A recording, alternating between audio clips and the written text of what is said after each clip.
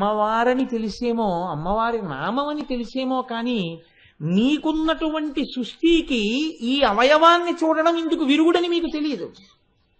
ఇది తెలిసిందనుకోండి, అన్ని మందులుంటే అన్నీ మీరు వేసేసుకోరుగా. మీ అనారోగ్యానికి కావలసిన మందు మీరు వేసుకుంటారు. నిన్ను జీవితంలో ఏది బాగా ఇబ్బంది పెడుతోందో అది తొలగించుకోవడానికి ఆ అవయవాన్ని నువ్వు బాగా ధ్యానం చేస్తే ఆ ఫలితాన్ని పొందేస్తావు. ఇందుకొచ్చింది అమ్మవారి యొక్క రూపం. ఇందుకొచ్చాయి ఆ రూపాన్ని బట్టి నామాలు. ఇప్పుడు మీ సృష్టిని బట్టి అది మందు తప్ప దేనివల్ల ఆ మందు గొప్పది అని మీరు అడిగారు అనుకోండి, ఏ మందు కన్నా ఏ మందు గొప్పదని మీరు చెప్తారు చెప్పండి? తలకాయ పోటుతో ఉన్నవాడికి తలకాయ పోటు మందే గొప్ప, కాళ్ళు నొప్పితో ఉన్నవాడికి కాళ్ళ నొప్పి మందు గొప్ప, నడుం నొప్పితో ఉన్నవాడికి నడుం నొప్పి మందు గొప్ప.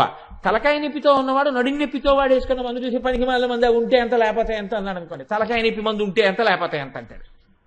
వాడి మందుని వీడు, వీడి మందుని వాడు తిట్టుకుంటే ప్రయోజనమా?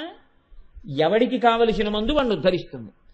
అమ్మవారి శరీరం కూడా అంతే. మీకు ఏ ఇబ్బంది ఉందో ఆ ఇబ్బందిని తొలగించడానికి ఆ ప్రత్యేకమైనటువంటి అవయవ దర్శనం మిమ్మల్ని కాపాడుతుంది. ఇందులో ఒక్కొక్కరికి ఒక్కొక్క సమస్య వ్యక్తిగత స్థాయిలో ఉండొచ్చు, కొంతమందికి ఉండొచ్చు. అందరికీ ఉండే సమస్యలు కొన్ని ఉంటాయి. భయము. ఈ భయము అన్నది సాధారణంగా ఏ ఒక్కరికో ఉండేది కాదు, సమస్త మానవాళికి ఉంటుంది.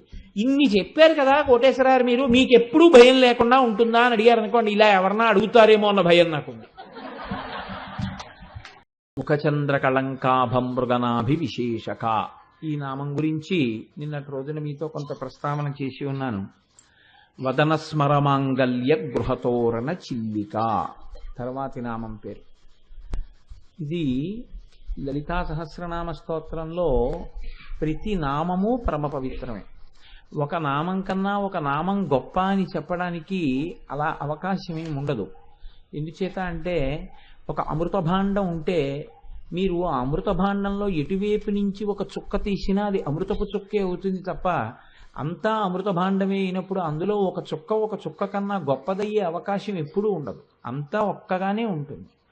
అందుచేతనే లలితా సహస్రనామ స్తోత్రంలో అన్ని నామాలు గొప్పవే, కానీ కొన్ని నామాలు మీ జీవితాన్ని అనుసంధానం చేసుకుని ఏవి మన జీవితంలో ప్రధానమైనటువంటి సమస్యలుగా వెంబడిస్తుంటాయో వాటిని తొలగతోసుకోవడానికి అనుసంధానం చేసుకునేటటువంటి ప్రక్రియ యందు వీటిని మనం ఎక్కువ అనుసంధానం చేసుకోవలసి ఉంటుంది అన్న కోణంలో మీరు దాని యందు ఎక్కువ మగ్నత ప్రదర్శించవలసి ఉంటుంది తప్ప ఏ నామము కన్నా ఏ నామము గొప్పది కాదు, ఒక నామం కన్నా ఒక నామం తక్కువ కాదు.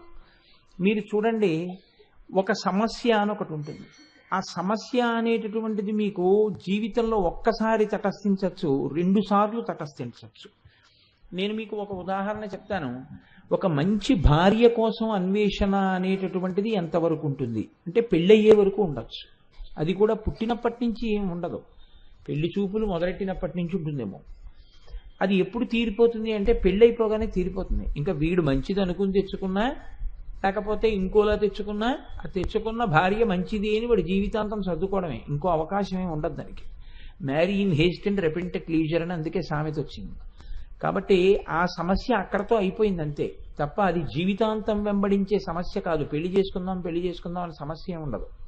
పిల్లాడికి ఒక్కసారి స్కూల్లో సీటు తెచ్చుకుంటే అక్కడతో అయిపోయింది దాని సమస్య, సీటు వచ్చేసింది అంతే.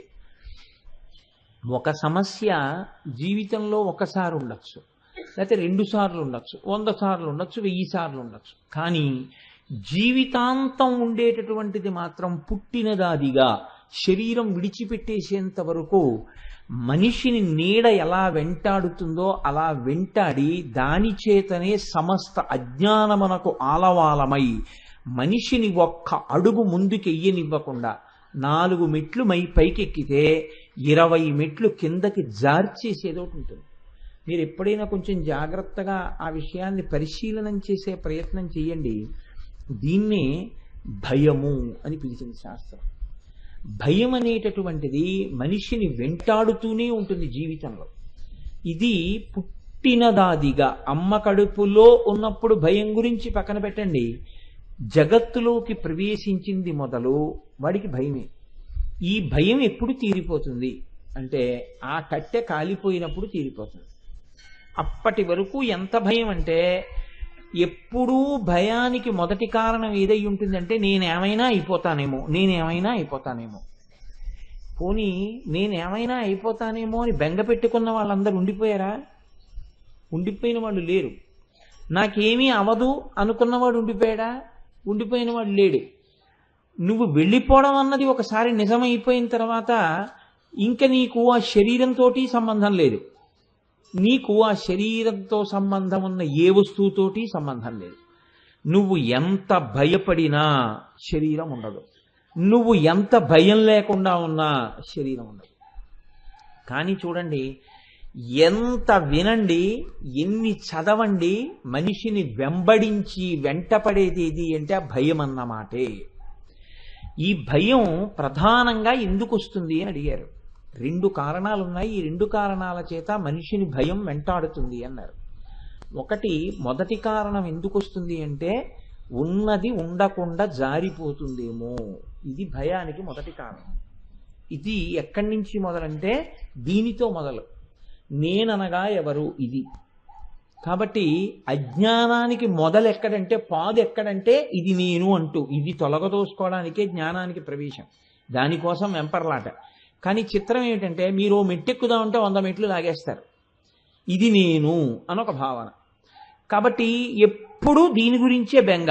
దీనికి ఏమైనా అయిపోతుందేమో, దీనికి వేడి చేసేస్తుందేమో, దీనికి పడిశం పట్టేస్తుందేమో, దీనికి వాతం కమ్మేస్తుందేమో. నువ్వు ఏ మంచి పని చేయకుండా ఇది చేయించేస్తావు. ఇది ఉన్నది మళ్ళీ ఎప్పుడు వస్తుందో నీకు తెలియదు. ఇది ఉన్నది నువ్వు మంచి పని చేయడానికే. దీంతో చెయ్యవు, మరి ఏం చేస్తావు? ఇది జ్ఞానికి ఉండే తాపత్రయం. అజ్ఞానికి ఉండే తాపత్రయం ఏమిటంటే దీని గురించి బెంగెట్టుకో. ఇది పరస్పర విరుద్ధంగా ఉంటుంది లోకంలో.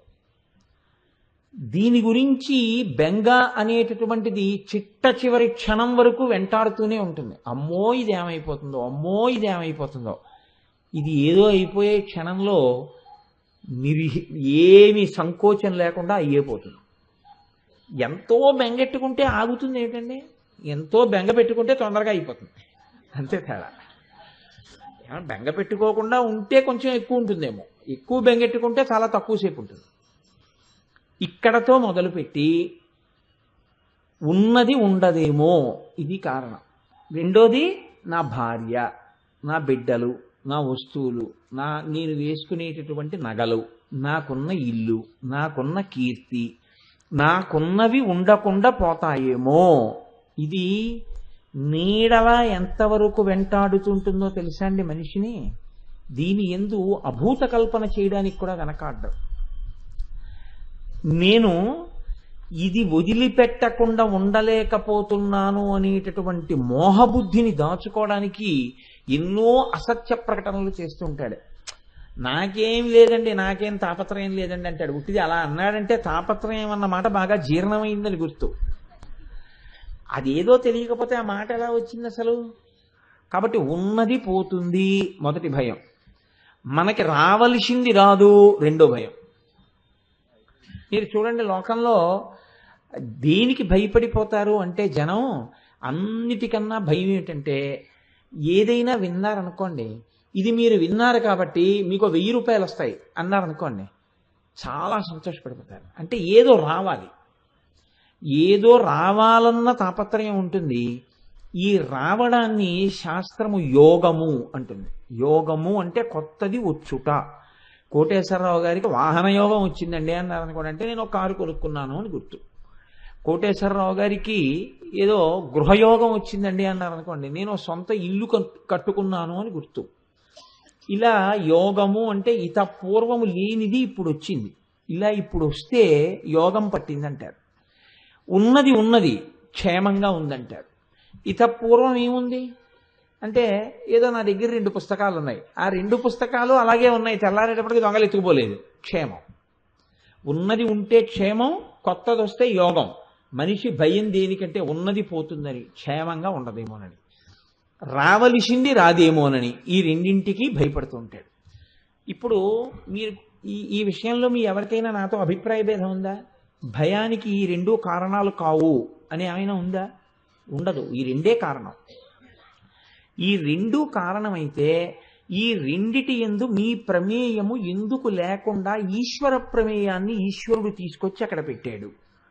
చూడండి, దీన్ని నేను ఉంచుకోగలను అని ధైర్యంగా చెప్పగలిగిన మొనగాడుంటే 1,000,000 మంది వైద్యులు కూడి వచ్చిన కాని మరణమయ్యడి వ్యాధి మాంపలేరు.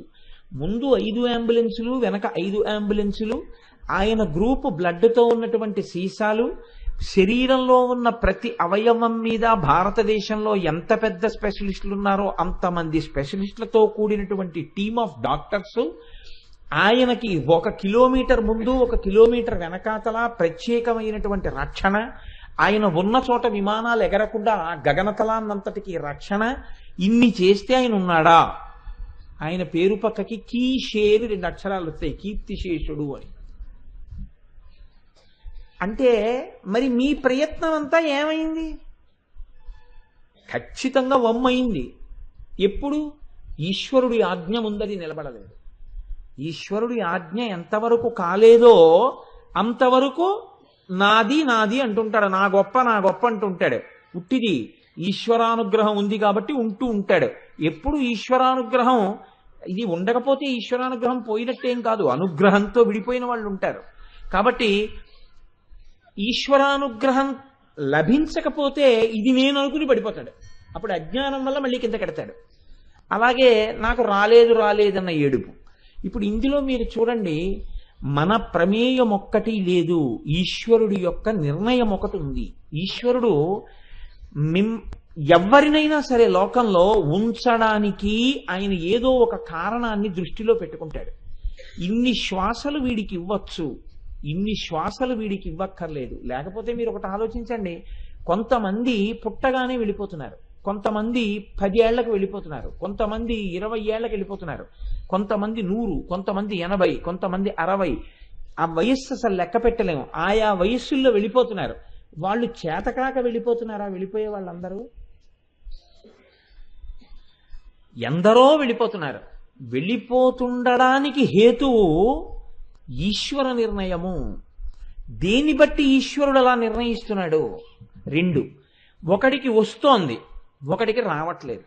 ఇద్దరూ ఒకలాగే ప్రయత్నం చేస్తున్నారు.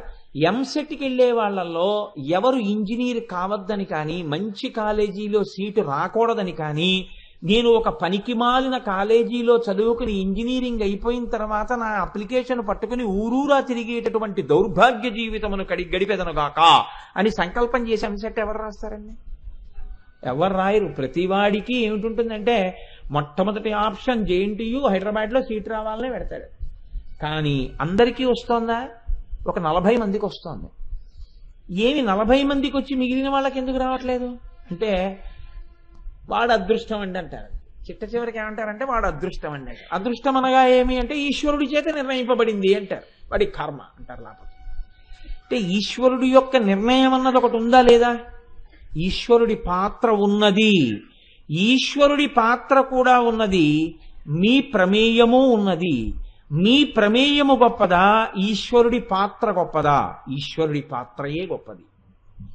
అనుగ్రహం అంటే ఏమిటంటే వెళ్ళిపోవలసిన రోజు వచ్చేసింది, కానీ ఈశ్వరుడికి వాడిని పంపడం ఇష్టం లేదు, వాడిని ఉంచాలి అనుకున్నాడు.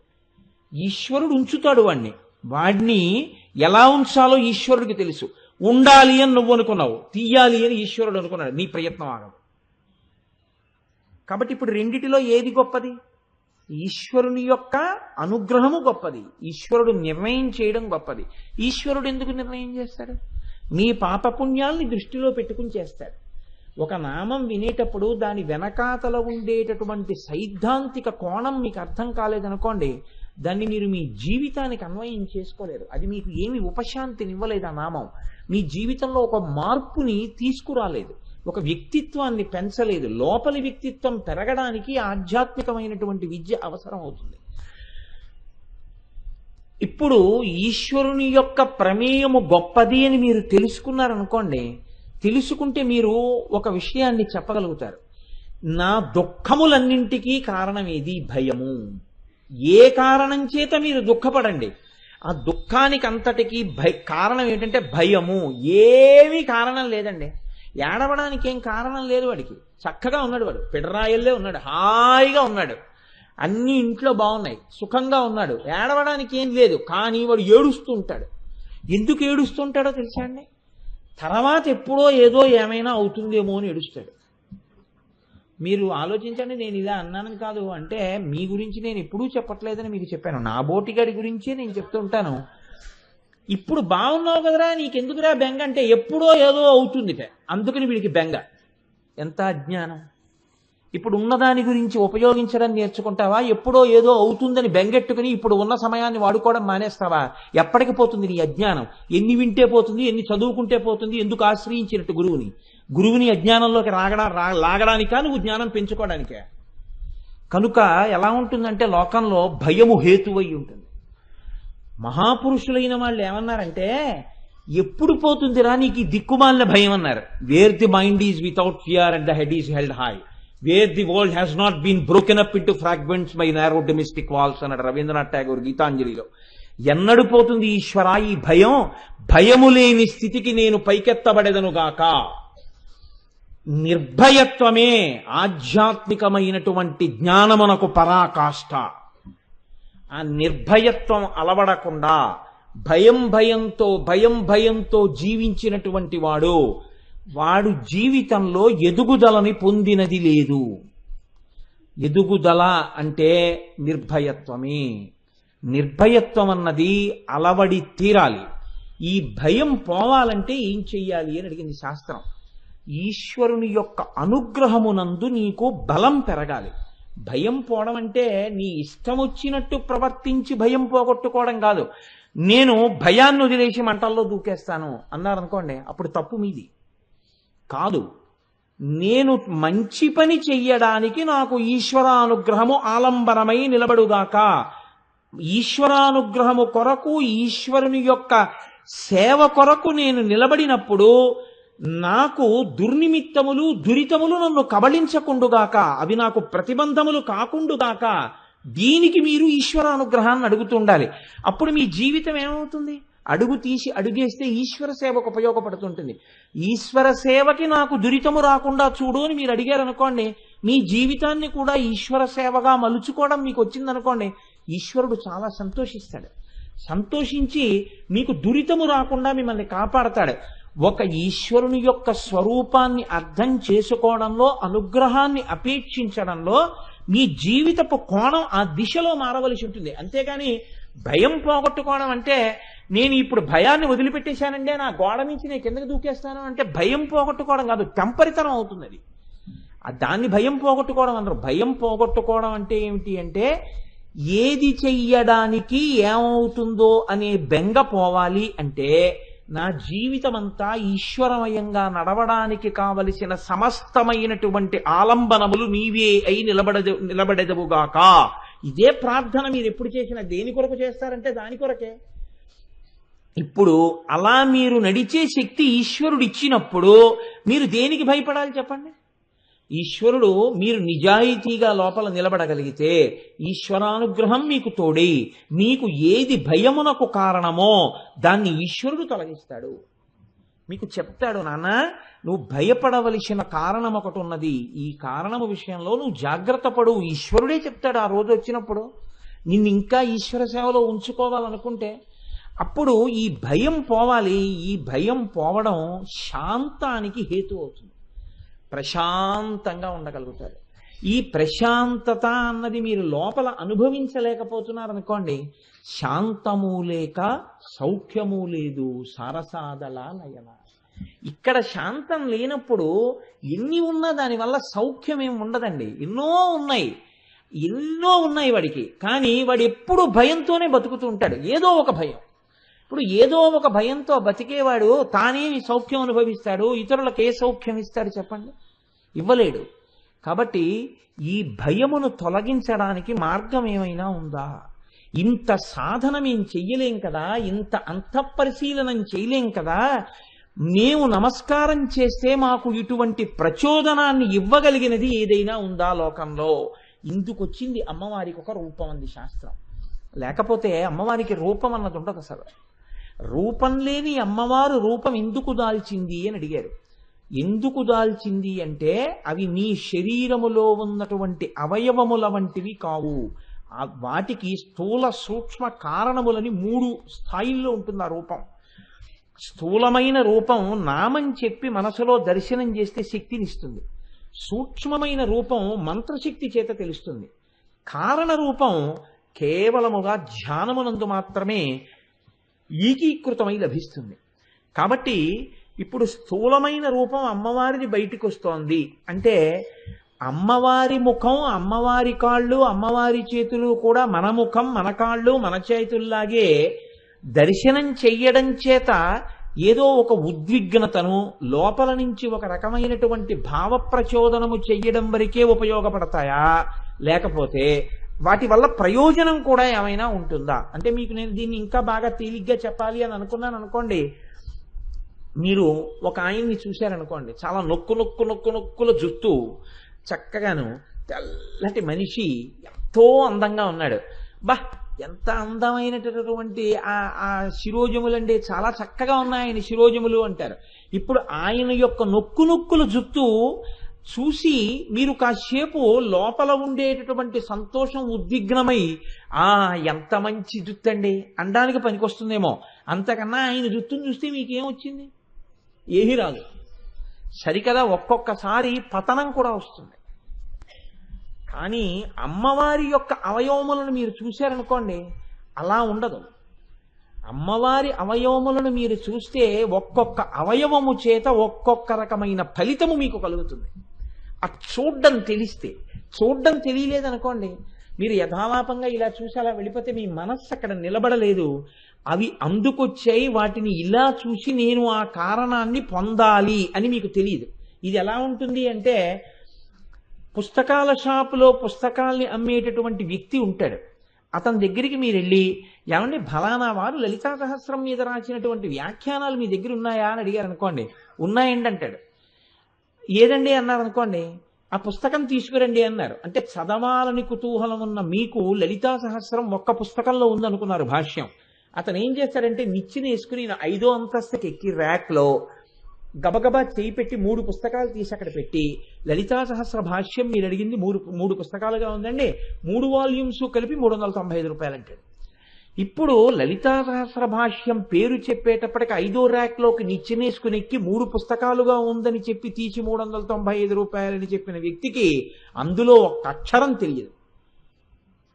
పుస్తకం ఎక్కడుందో తెలిసేమో కానీ అతనికి పుస్తకంలో ఏముందో తెలియదు.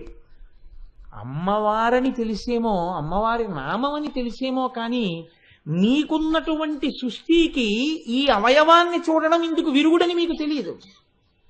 ఇది తెలిసిందనుకోండి, అన్ని మందులుంటే అన్నీ మీరు వేసేసుకోరుగా. మీ అనారోగ్యానికి కావలసిన మందు మీరు వేసుకుంటారు. నిన్ను జీవితంలో ఏది బాగా ఇబ్బంది పెడుతోందో అది తొలగించుకోవడానికి ఆ అవయవాన్ని నువ్వు బాగా ధ్యానం చేస్తే ఆ ఫలితాన్ని పొందేస్తావు. ఇందుకొచ్చింది అమ్మవారి యొక్క రూపం. ఇందుకొచ్చాయి ఆ రూపాన్ని బట్టి నామాలు. ఇప్పుడు మీ సృష్టిని బట్టి అది మందు తప్ప దేనివల్ల ఆ మందు గొప్పది అని మీరు అడిగారు అనుకోండి, ఏ మందు కన్నా ఏ మందు గొప్పదని మీరు చెప్తారు చెప్పండి. తలకాయ పోటుతో ఉన్నవాడికి తలకాయ పోటు మందే గొప్ప, కాళ్ళు నొప్పితో ఉన్నవాడికి కాళ్ళ నొప్పి మందు గొప్ప, నడుం నొప్పితో ఉన్నవాడికి నడుం నొప్పి మందు గొప్ప. తలకాయ నొప్పితో ఉన్నవాడు నడుం నొప్పితో వాడు వేసుకున్న మందు చూసి 10 మాల మంది ఉంటే ఎంత లేకపోతే ఎంత అన్నాడు అనుకోండి. తలకాయ నొప్పి మందు ఉంటే ఎంత లేకపోతే ఎంత అంటాడు. వాడి మందుని వీడు, వీడి మందుని వాడు తిట్టుకుంటే ప్రయోజనమా? ఎవడికి కావలసిన మందు వాడిని ఉద్ధరిస్తుంది. అమ్మవారి శరీరం కూడా అంతే. మీకు ఏ ఇబ్బంది ఉందో ఆ ఇబ్బందిని తొలగించడానికి ఆ ప్రత్యేకమైనటువంటి అవయవ దర్శనం మిమ్మల్ని కాపాడుతుంది.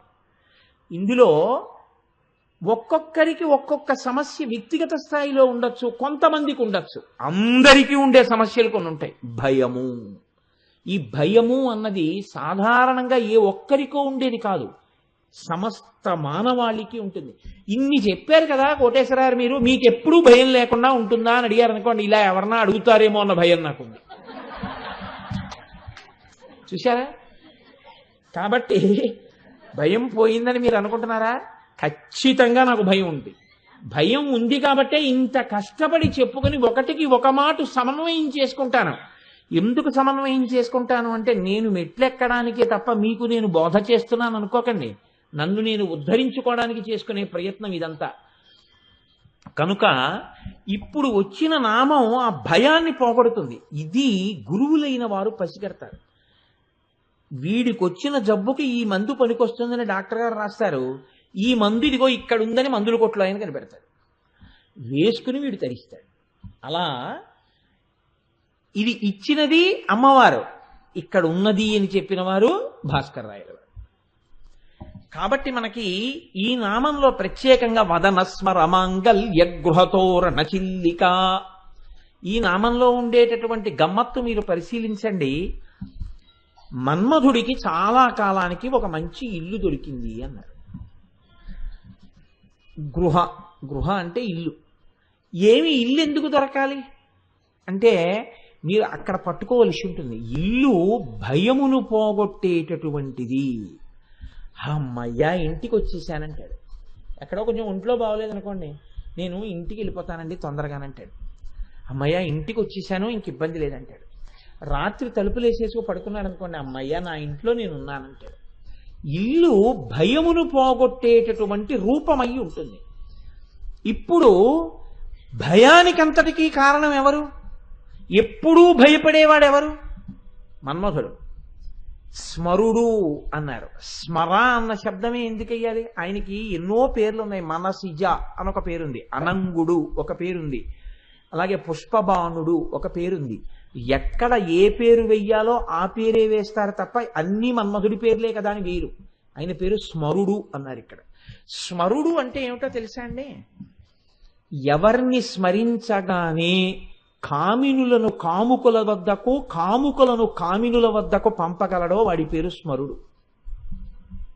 ఇది మీరు చాలా జాగ్రత్తగా పట్టుకోవాల్సి ఉంటుంది. ఇప్పటి వరకు నేను బాగున్నాను, చాలా భ్రమభక్తితో ఉన్నాను. నా మనస్సు ఏ వస్తువుని స్మరించడం వల్ల అదుపు తప్పుతానో అటువంటిది స్మరించడం వల్ల నా మనస్సు అదుపు తప్పి నేను అటువంటి సుఖము కొరకు ఆ వస్తువును ఆశ్రయిస్తానో అలా నన్ను తిప్పగలిగినటువంటి శక్తికి స్మరుడు అని పేరు. ఇది నా మీదే పెట్టుకోవడానికి కారణం, నాకు ఎవరి మీద పెట్టడము ఇష్టం లేదు. దీన్ని వాక్యపరంగా చెప్తే కామినులను కాముకుల వద్దకు, కాముకులను కామినుల వద్దకు చేర్చువాడు. అది భార్య దగ్గరికి భర్త కావచ్చు, భర్త దగ్గరికి భార్య కావచ్చు, హీన స్థాయిలో ఇంకేదైనా కావచ్చు. లేదా విశాలమైన అర్థంలో అది ఏ కోరిక అయినా కావచ్చు. కామము అంటే ఎప్పుడూ స్త్రీ పురుష సంబంధమైనటువంటి కామమే అయ్యి ఉండక్కర్లేదు. నాకు ఒక మంచి పంచె కొనుక్కోవాలనుంది, కామమే కోరిక. నాకు ఏదో మంచి పండు తినాలనుంది, కామమే కోరిక. ఎక్కడ కామం ఉందో అక్కడే భయం ఉంది. ఎందుకని? అది నాకు దొరుకుతుందో దొరకదో. సినిమాకి వెళ్ళారనుకోండి, టిక్కెట్ దొరుకుతుందో దొరకదో. లైన్లో నించున్నాడు అనుకోండి, నేను కోరుకున్న క్లాస్ అయిపోతుందేమో. ఒకవేళ ఇంకొక 2-3 ఉన్నారనుకోండి, భయం ఇంకా పెరిగిపోతుంది. ఇప్పుడే అయిపోయాయని ఎవరు అనడు కదా. ఒకవేళ దొరికినా నా భార్యకి ఏ రోలోనూ నాకు ఈ రోలోనూ ఇవ్వడు కదా. ఇంత ఉత్కంఠతో మీరు తీసుకుని నంబరింగ్ ఉందా అండి అంటారు. ఎందుకని? భయం. నంబరింగ్ లేకపోతే అందరూ తలో చోట కూర్చుంటే నేను మా ఆవిడ తలో 2 చోట్ల కూర్చోవాలేమో. ఇది 2 మగాళ్ళ మధ్యలో కూర్చుంటే, నేను ఎక్కడో కూర్చుంటే ఇంకా సినిమా చూడడం ఉండదు, భయం. ఆవిడ వంకే చూస్తూ కూర్చోవాలేమో. కాబట్టి నంబరింగ్ ఉందండి అన్నాడు అనుకోండి, అప్పుడు మళ్ళీ ఇంకో భయం. ఫ్యాన్ కింద వచ్చిందా, చిట్ట చివరకు వచ్చేసిందా. చిట్ట చివరికి వస్తే ఏమండి అన్నాడు అనుకోండి, గోడ పక్క దోమలు ఉంటాయండి, పక్కంతా పీకేస్తాయి. అంతెక్కడండి ఆ భయానికి? ఇంత వీడిపోని చాలా బాగుంది అనుకుని లోపలికి వెళ్ళారనుకోండి, ఆ కుర్చీ ఇలా ఉంటుంది. అక్కడి నుంచి నడుం నొప్పి రేపు మళ్ళీ ప్రారంభం అవుతుందేమో భయం. వద్దు వెళ్ళిపోదామంటే ఇన్నాళ్ళకి తీసుకొచ్చారు, నడుం నొప్పి మీకు ఇక్కడికి వచ్చినానా అంటుందేమో అని భయం. దిక్కుమాలిన భయంతోనే జీవితం. ఎప్పుడూ భయమే, అది వదిలింది ఎప్పుడు. కాబట్టి ఎక్కడ కోరిక ఉన్నదో దాని నీడ భయం ఉన్నది. కోరిక లేకుండా నువ్వు ఉన్నావా? ఒక్కనాటికి లేవు. కోరిక భయము, కోరిక భయము. కాబట్టి స్మర. మరి ఈ స్మరుడు మనందరినీ కోరికల్లో పెడుతున్నాడు, కోరికల చేత భయము కల్పిస్తున్నాడు. బాగున్నాయి ఈ రెండు. మరి ఈయనకి ఎందుకంటే భయం? ఈయనకి భద్రమైన ఇల్లోటి కావలసి వచ్చింది. భద్రమైన ఇల్లు అంటే ఏమిటి? ఆయనకి భయం లేకుండా చెయ్యగలిగిన ఇల్లు. ఏమి ఇంతకు ముందంతా ఎందుకు లేదు అంటే, ఎవరితో తగువెట్టుకుంటే లోకంలో మన శాంతితో బతకలేడో వాళ్ళతో తగువెట్టుకున్నాడు. ఇది లోకంలో చేసేటటువంటి పెద్ద పొరపాటు. నీ మనశ్శాంతికి ఏది హేతువో దానితో తగువెట్టుకుంటావు. పెట్టుకుంటే ఏమవుతుంది? శాశ్వతంగా అశాంతిలోకి జారిపోతావు. దీనికి కారణం ఏమిటి అంటే పరిధిని అతిక్రమించుట. మన్మధుడు ఏం చేశాడు? తన పరిధిని తాను అతిక్రమించాడు. అయితే ఒక్కటి, పరిధి తెలియక అతిక్రమించలేదు, తెలిసి అతిక్రమించాడు. ఇది మరీ దోషం. ఇంద్రుడు పిలిచి మన్మధుణ్ణి, నువ్వు వెళ్ళి శివుడి మీద బాణం వేయి అన్నాడు. అంటే అన్నాడు, నేను ఆయన మీద బాణం వేయడం ఏమిటంటే నా శక్తి సరిపోతుందా అన్నాడు. అన్నవాడు నేను వెళ్ళను అని ఉంటే బహుశా మన్మధుడి యొక్క అధికారం ఒక్కటే పోయి ఉంటుండేదేమో. కానీ శివుడి మీదకి వెళ్ళి బాణం వేశాడు ఇంద్రుడి దగ్గర మెహర్బానీ కోసం. ఏమయ్యాడు? భుగభుగయను పెనుమంటలు భగభగమని మండనంత బ్రహ్మాండంబుల్ దిగులు దిగు దిగులు దిగులు దిగులన తెగిమరుపై చిచ్చు కన్ను దేవుడు విచ్చన్. పోతన గారు వీరభద్ర విజయంలో ఏవి పద్యాలకి ప్రాణప్రతిష్ఠ చేశారో, అక్కర్లేని విషయాన్ని నెత్తికెత్తుకున్నందుకు భుగభుగయను పెనుమంటలు భగభగమని మండనంత బ్రహ్మాండంబుల్ దిగు దిగులు దిగులు దిగులన తెగిమరుపై చిచ్చు కన్ను దేవుడు విచ్చన్. పరమశివుడు మూడో కన్ను తెరిచాడు.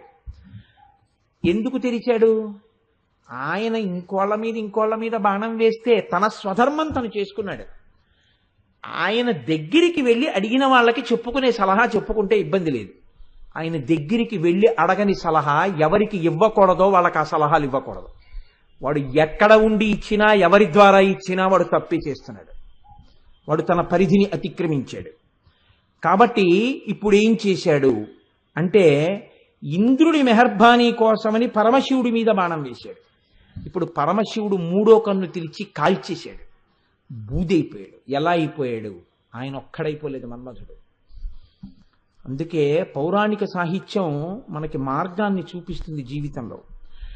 కలహంసములతోడ గండుకో ఇలలతో మేలైన కమ్మ తెమ్మెరలతోడ చిలుకలగములతో అలరుతేరుతో శరము పూంచిన శరాసనముతోడ పుష్పహారములతో పుష్పాస్త్రములతోడ దనరారుమకరకేతనముతోడ పువ్వుల జోడుతో పువ్వుల దొనలతో కొమరారు చిగురాకు గొడుగుతోడ మరియు తగిన ఎట్టె మహిత శృంగారంబుతోడ వేగ తూలి శివుని కంట చిచ్చుచే సుడివుడి పంచవింటి జోదు భస్మమయ్యే.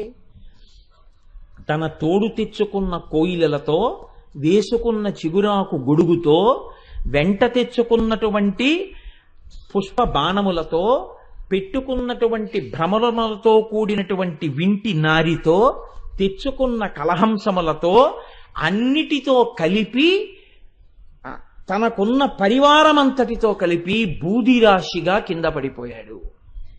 ఇప్పుడు ఇక మళ్ళీ పుట్టడం అనేటటువంటి అవకాశం లేదు. ఎందుకని? మహాజ్ఞాని అయినటువంటి పరమశివుడి యొక్క మూడవ కన్ను తెరుచుకోవడం వల్ల బూదిగా పడిపోయాడు. ఇక పుట్టలేడు. ఇప్పుడు ఆయన మళ్ళీ పుట్టకపోతే ఇబ్బంది ఏముందండి, పోతే పోయాడు, ఊరుకోండి. ఎంతమంది పోలేదు? గజాసురుడు పోలేదా? త్రిపురాసురుడు పోలేదా? అతిక్రమించిన మన్మధుడు కూడా వెళ్ళిపోయాడు. ఎందుకు బెంగ? కాదు, బెంగ పెట్టుకోవలసిన వ్యక్తి ఒకరున్నారు లోకంలో. ఎవరు? ప్రకృతి పరిణమించాలంటే, ఈ లోకములు పరిఢవిల్లాలంటే, తామరతంపరగా అన్ని జాతులు పెరగాలంటే మన్మథ బాణములు పడితే తప్ప కామము సుఖముగా పరిణమించి ప్రజోత్పత్తి జరగదు. ప్రజోత్పత్తి యందు ఆనందము అంతర్హేతుకంగా ఉంటుంది. ప్రజోత్పత్తి పరమ దుఃఖభూయిష్టమైపోయింది అనుకోండి, ప్రజోత్పత్తి ఉండదు. ప్రజోత్పత్తి యందు ఆనందం ఉన్నది అంతర్లీనంగా. కామము సుఖమైన కారణం చేత ప్రజోత్పత్తికి వెంపర్లాడతాయి జీవులు.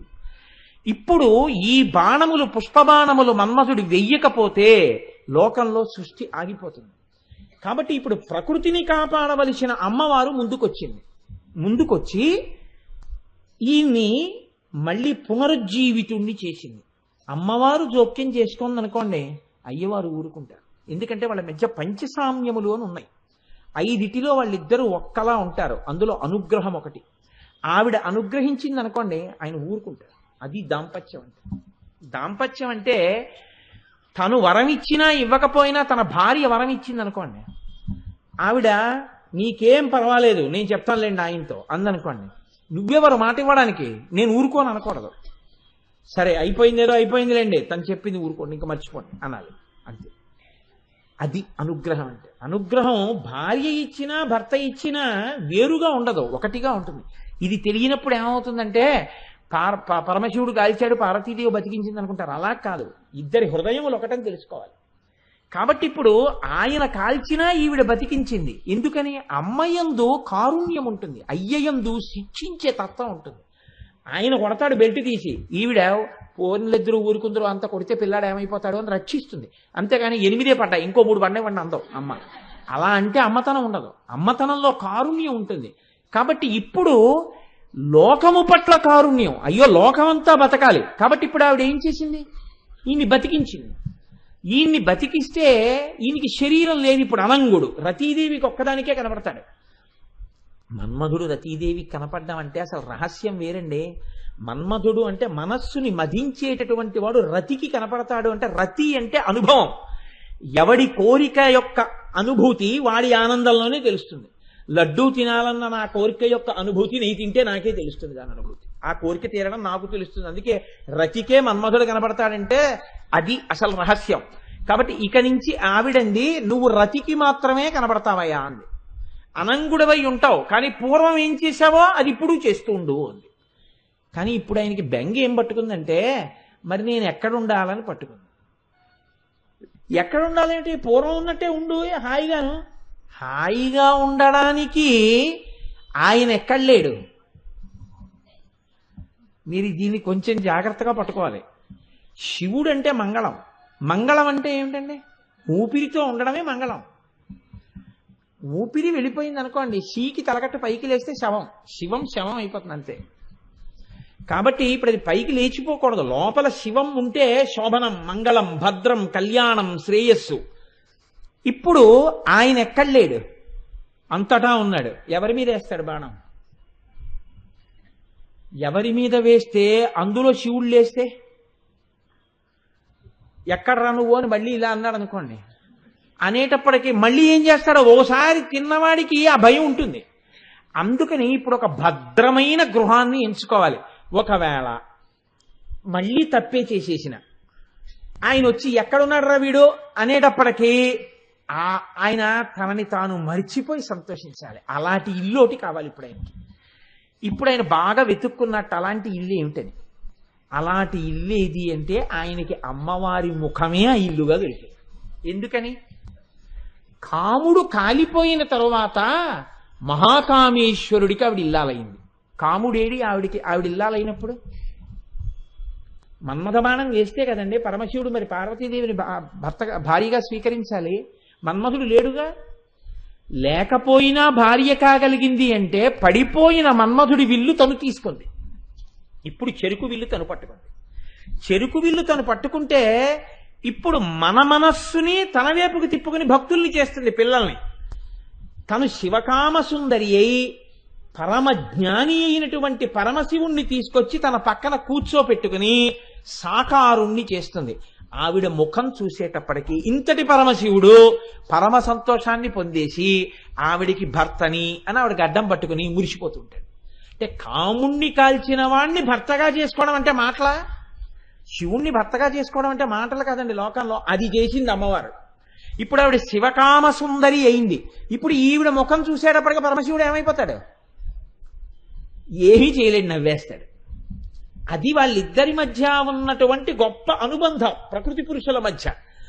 ఆవిడ ముఖాన్ని చూస్తే మాత్రం ఎంత కోపమో పోతుంది, సంతోషాన్ని పొందేస్తాడు, ఆనందం పొందుతాడు. ఇది భార్యకి ఉండవలసిన లక్షణము. భర్తకి విశ్రాంతి స్థానం ఏది? భార్యయే. ఎంత అలిసిపోయి రానివ్వండి, భార్యని చూసేటప్పటికీ భర్త ప్రసన్నుడైపోవాలి. భార్యని చూసేటప్పటికీ చక్కటి నిద్ర పట్టేయాలి. భర్త ఆరోగ్యం అంతా ఎక్కడుంటుంది అంటే భార్య చేతిలోనే ఉంటుంది. ఎందుకంటే కామేశ్వర ప్రాణనాడి, ఆవిడికి తెలియని బలహీనత ఉండదు, ఆవిడికి తెలియని బలం ఉండదు ఆయన దగ్గర. మీరు బాగా జ్ఞాపకం పెట్టుకోండి, భార్య కన్నా న్యాయమూర్తి లోకంలో ఉండడండి. అందుకే భర్త ఇటువంటి వాడే నాకెన్ని జన్మలెత్తినా రావాలి అని భార్య అన్ననాడు వాడి జన్మ సార్థకత. ఆ మాట రానప్పుడు ఆవిడ మరీ పెంకిదీపోయి అలా అన్నంటే నేనేం చెప్పలేను, కానీ అలా అనిపించుకోవడం పురుషుడి యొక్క పరమధర్మం అయి ఉంటుంది. ఆవిడే న్యాయమూర్తి అయి ఉంటుంది వ్యక్తి జీవితానికి. ఆవిడే లోకంలో వాళ్ళు ఎన్నైనా పొగడచ్చు, వాళ్ళు పొగిడిన ఒక మాట దగ్గర ఆవిడ ఒక వికిలి నవ్వు నవ్విందనుకోండి, అంటే అంతకన్నా కితాబ్ ఇంకోటి లేదు. Is not fit to receive that certificate. మీకేం తెలుసు, నాకు తెలుసు దాని అర్థం. కాబట్టి అమ్మ బాబోయ్ ఆయన ఎంత భక్తి తత్పరుడండి మహానుభావుడు అన్నారనుకోండి, అందనుకోండి ఆవిడ, అంటే అర్థం ఏంటంటే మీకు అంతే తెలుసు, అసలు ఆయన డొల్లతనం నాకు తెలుసు అని. పరమ భక్తి తత్పరుడండి అన్నారనుకోండి, ఆవిడ మహానుభావుడండి నా అదృష్టం అందనుకోండి, ఇంకంతకన్నా సర్టిఫికేట్ అక్కర్లేదు ఆయన భక్తి తత్పరుడండి. చాదస్తం చంపేస్తున్నాడు ఇలాగే అందనుకోండి, అప్పుడు ఆవిడికి అర్థం కాలేదు అని. ఆయన తప్పు కాదు, ఆవిడికి అర్థం కాలేదు అని. ఇది మాటలలో శాస్త్రాలన్నీ వచ్చేస్తాయి. అందుకే ప్రాజ్ఞుడైన వాడు మాటని బట్టే నిర్ణయం చేసేస్తాడు. అందుకే పెద్దల దగ్గర మాట్లాడడం అంటే చాలా జాగ్రత్తగా ఉండు అని చెప్తుంది శాస్త్రం. కనుక ఇప్పుడు మన్మథుడికి చాలా భద్రమైన గృహం ఇది, అమ్మవారి ముఖమే, అందులో కూర్చున్నాడు వెళ్ళి. కూర్చుంటే ఇప్పుడు ఆయనకి కోరిక ఏమిటి, ఇంకోసారి మంగళం రాకూడదు. అమంగళం ఎవరి విషయంలో ఆయనకి బెంగ, వాళ్ళ ఆవిడ గురించి కాదు, తన గురించే. ఎందుకని చేసే ఉద్యోగం అటువంటిది, రోజూ బాణాలు వెయ్యాలి. ఆ బాణం వేసేటప్పుడు మళ్ళీ ఎక్కడ మూడో కన్ను తెరుస్తాడో అని బెంగ. అందుకని తన ఇంటికి అనుకున్నట్ట, ఎప్పుడూ మా ఇంటికి తోరణం ఉండాలి. ఎప్పుడు మా ఇంటికి తోరణం ఉండాలంటే ఏంటి, మా ఇల్లు శుభంగా ఉంది, మా ఇంట్లో అమంగళం లేదు కాబట్టి మా ఇంటికి ఎప్పుడు తోరణం ఉంటుంది. తోరణం ఎక్కడ కడతారండి? తోరణం లోపల గడప కట్టరు, లేకపోతే కింద గడప కట్టరు, పక్క గడపలకి కట్టరు, పైన ఉన్నటువంటి కమ్మికి కడతారు. అందుకే ఆ కమ్మికి ఒక్కదానికే ఇంటి మొత్తం మీద ఒక పేరుంది. ఆ కమ్మిని లక్ష్మీ కమ్మి అని పిలుస్తారు. ఆ కమ్మి పుచ్చిపోయినా, ఆ కమ్మిని కన్నాలు పడిపోయి దాన్ని తొందరగా బాగు చేయించకపోయినా ఇంటి యజమానికి అరిష్టం. అందుకే తోరణం దేనికి అంటే పైన ఉన్న లక్ష్మీ కమ్మికి. ఇంట్లో పెళ్ళవుతోంది, లక్ష్మీ కమ్మికి మంగళతోరణం ఉంటుంది. ఇంట్లో ఉన్నవాడు ఎప్పుడూ సంతోషంగా ఉంటున్నాడు, లక్ష్మీ కమ్మికి ఏదో ఒక అలంకారం ఉంటుంది. అలంకారం లేని లక్ష్మీ కమ్మి ఇంటికి ఉంటే లోపల ఉన్నవాడు సుఖంగా ఉన్నాడని నిర్ణయము కాదు. అందుకే ఇంటి ముందున్న లక్ష్మీ కమ్మికి పూలదండో, తోరణమో, భగవన్మూర్తో, లేకపోతే దాని మీద ఏదో ఒక ఈశ్వర మూర్తో ఏదో ఒకటి ఉండాలి. అంతకన్నా తోరణం ఇంకోటి ఏముంటుంది? కాబట్టి ఇప్పుడు మన్మధుడు ఇల్లు ఇదైతే, అమ్మవారి ముఖమైతే, ఆయన తోరణం కట్టుకున్నట్ట. ఏమిటా తోరణం? అమ్మవారి కనుబొమలే తోరణము. అమ్మవారి కనుబొమలు అమ్మవారి యొక్క ముఖమునందు ఎంత శాశ్వతత్వంతో ఉంటాయో, ఆడదాని కనుబొమలు పరమ మంగళప్రద స్థానములు. పురుషుడివైనా సరే. అందుకే కనుబొమలు తీయడం మహానేరం, గుర్తుపట్టలేరు మీరు మనిషిని అసలు. కాబట్టి ఇప్పుడు అమ్మవారి యొక్క కనుబొమలు మన్మధుడి యొక్క ఇంటికి మంగళతోరణములు. కాబట్టి ఇప్పుడు మళ్ళీ మన్మధుడికి ఇంకా అమంగళం ఉందా? ఇక లేదు. ఎందుకు లేదు? ఆ మంగళతోరణానికి ఉన్న శక్తి. ఇప్పుడు ఈ మంగళతోరణం ఎవరి భయం పోయిందనడానికి గుర్తు. ఎవరి భయం పోయిందండి ఈ మంగళతోరణాలు ఉండడం వల్ల? మన్మధుడి భయం పోయింది. అది మన్మధుడి ఇల్లు, అమ్మవారి యొక్క ముఖం. అందులో ఉన్న కనుబొమ్మలు మంగళతోరణాలు అయితే ఆ మంగళతోరణాల వల్ల మన్మధుడి భయం పోయింది. ఆ మంగళతోరణాలని నువ్వు చూస్తే నీకు భయం పోయింది. కాబట్టి ఇప్పుడు భయాన్ని పోగొట్టడానికి హేతు ఏదైంది అమ్మవారి ముఖంలో, అమ్మవారి శరీరంలో? ఆవిడ కనుబొమలు అయ్యాయి. అందుకే కనుబొమలు మంత్రంలో 5 బీజాక్షరాలుగా మారిపోతాయి. 5 బీజాక్షరాలుగా మారిపోయి ఈ బ్రహ్మాండము సుఖంగా ఉండడానికి ఏ 5 అవసరమో 5 బీజాక్షరాలు ఆ 5ంటిని ఇచ్చేస్తే బ్రహ్మాండం అంతా సుఖంగా ఉంటుంది. ఇంత శక్తి అంతా ఎక్కడికెళ్ళి నిలబడిపోయింది? అమ్మవారి యొక్క కనుబొమల యందు నిలబడిపోయింది. ఇది చెప్పడంలో ఎంత గమ్మత్తుగా చెప్పారో చూడండి.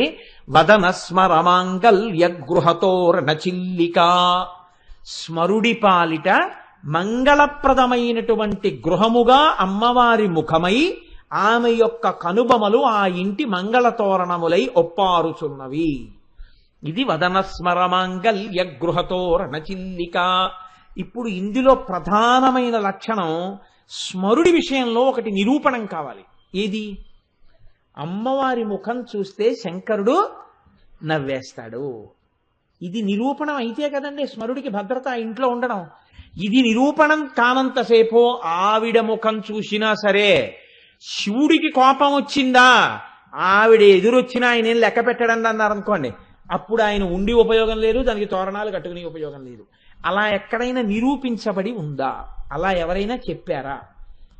శంకర భగవత్పాదులు సౌందర్యలహరిలో దీన్ని నిరూపణం చేశారు. మళ్ళీ ఎంత గమ్మత్తుగా చేశారో చూడండి. ఆయన ఒక శ్లోకంలో అరాళైస్త్వాభావ్యా దళికలభస శ్రీభిరలకైః పరీతంతే వక్త్రం పరిహసతి పంకేరుహరుచిం దరస్మేరే యస్మిన్ దశన రుచి కింజల్కరుచిరే సుగంధౌ మాద్యంతి స్మరదహన చక్షుర్మధులిహ.